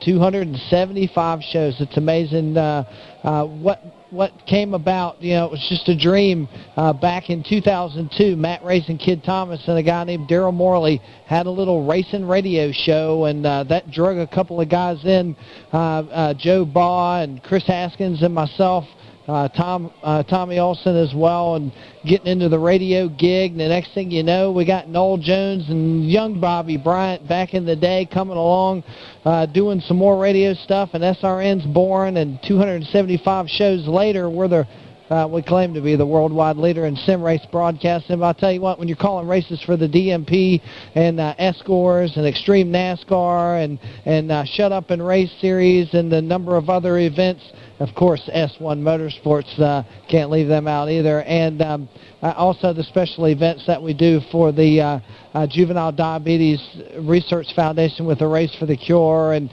just a number of events that we cover throughout the years. You know, you have to look and say, you know, is it us or is it just the talent of competition that we cover? I think it may be a combination of the two that makes this such a successful venture, and I'm just, you know, proud and honored to be a part of it. And I hope, you know, who knows, if we go another 275, I might be old and gray and probably bald-headed, looking like Mike Finnegan. Oh, God, Mike, I shouldn't have said that. But anyway, to make a long story short, as he's starting to sick, Tucker, oh, good Lord, here comes Tucker. He's kind of starting to run over at me. Needs somebody to let the dog out. But nonetheless, just wanted to real quickly also briefly mention something that I pretty much lost track of where I was going with the whole deal there as we were headed down the lines there. But look, tune in March 13th for that broadcast. What I was going to say is that was 2 days after my daughter Sophia's birthday. She'll be 7. And you know what? We've been broadcasting for about 7 years, 6 years, 5 years, however long it's been.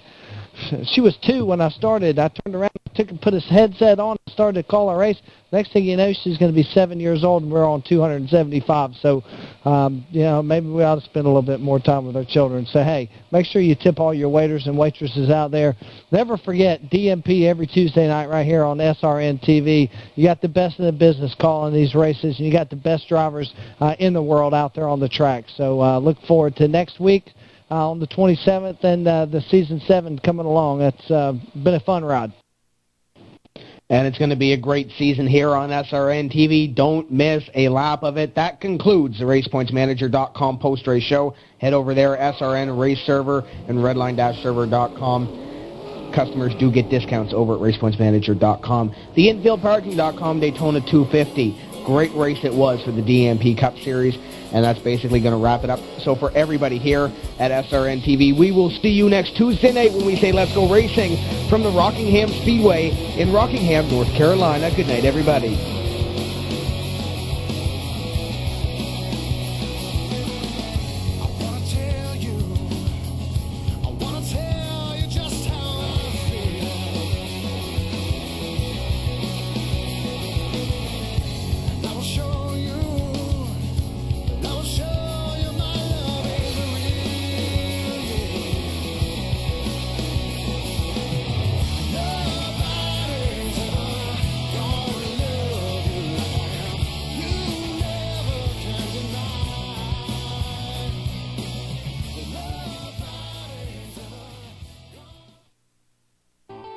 The DMP Cup Series is brought to you in part by InfieldParking.com, bringing race fans together through chat forums, photo galleries, and other racing-related topics.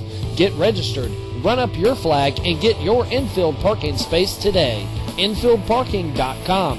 SpeedScrapDesign.com, your online home for NASCAR scrapping products.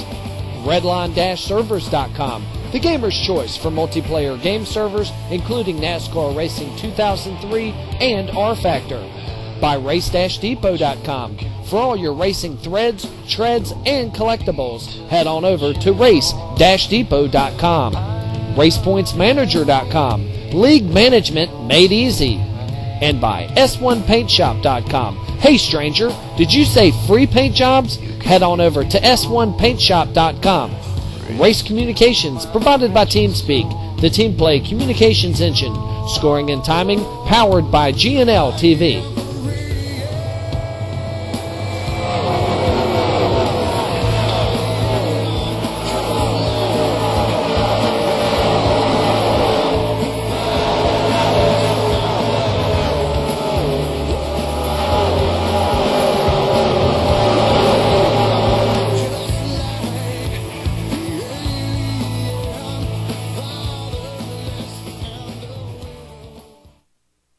Are you or someone you know wanting to start a NASCAR 2003 or R-Factor Sim Racing League, but you're not sure how you will keep up with the standings, car files, scheduling, and all the other headaches that go with league management?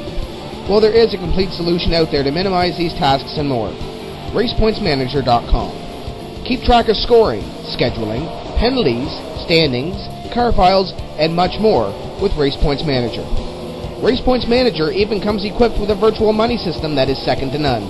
Owners who buy cars and hire drivers can win money, and if you use Replay Analyzer, you can incorporate the cost to fix damage each week. It's just like running a real stock car racing league, but without the travel and fuel bills. RacePointsManager.com is a complete league management system that allows you to run $1 million league on a shoestring budget. It pays for itself time and time again. RPM customers also qualify for server leasing discounts and sim broadcasting services from the Sim Racing Network. So what are you waiting for? Get your Race Points Manager account today by logging on to RacePointsManager.com.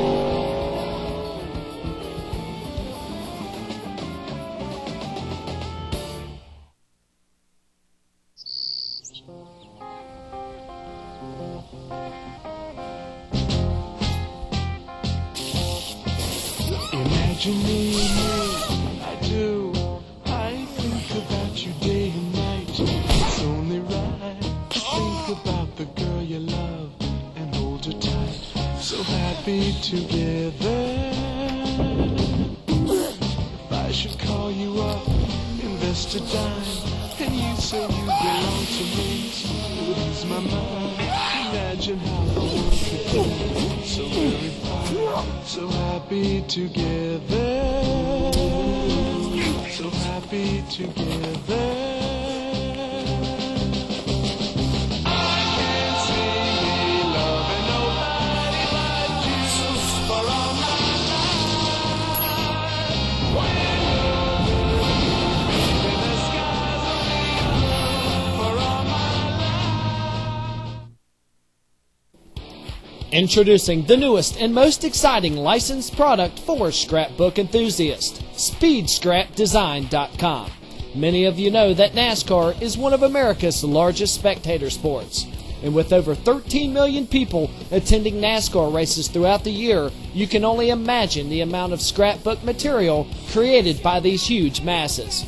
But how much of this material is licensed to be sold as scrap?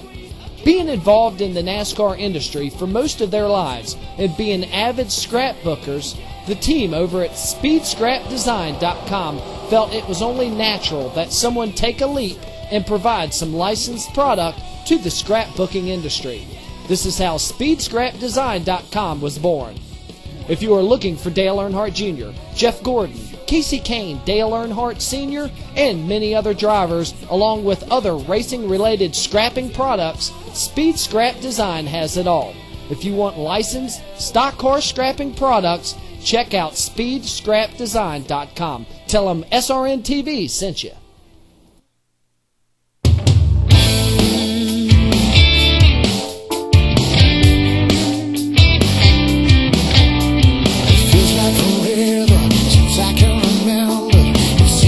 It's always been this way. Keep the good news to ourselves. A secret we never tell. Don't know why we've been so ashamed, but changes are in the air. Sparks are starting everywhere. And oh, what a sweet, sweet sound with billions of voices singing new choruses, leading the way to higher ground. Keep on shining.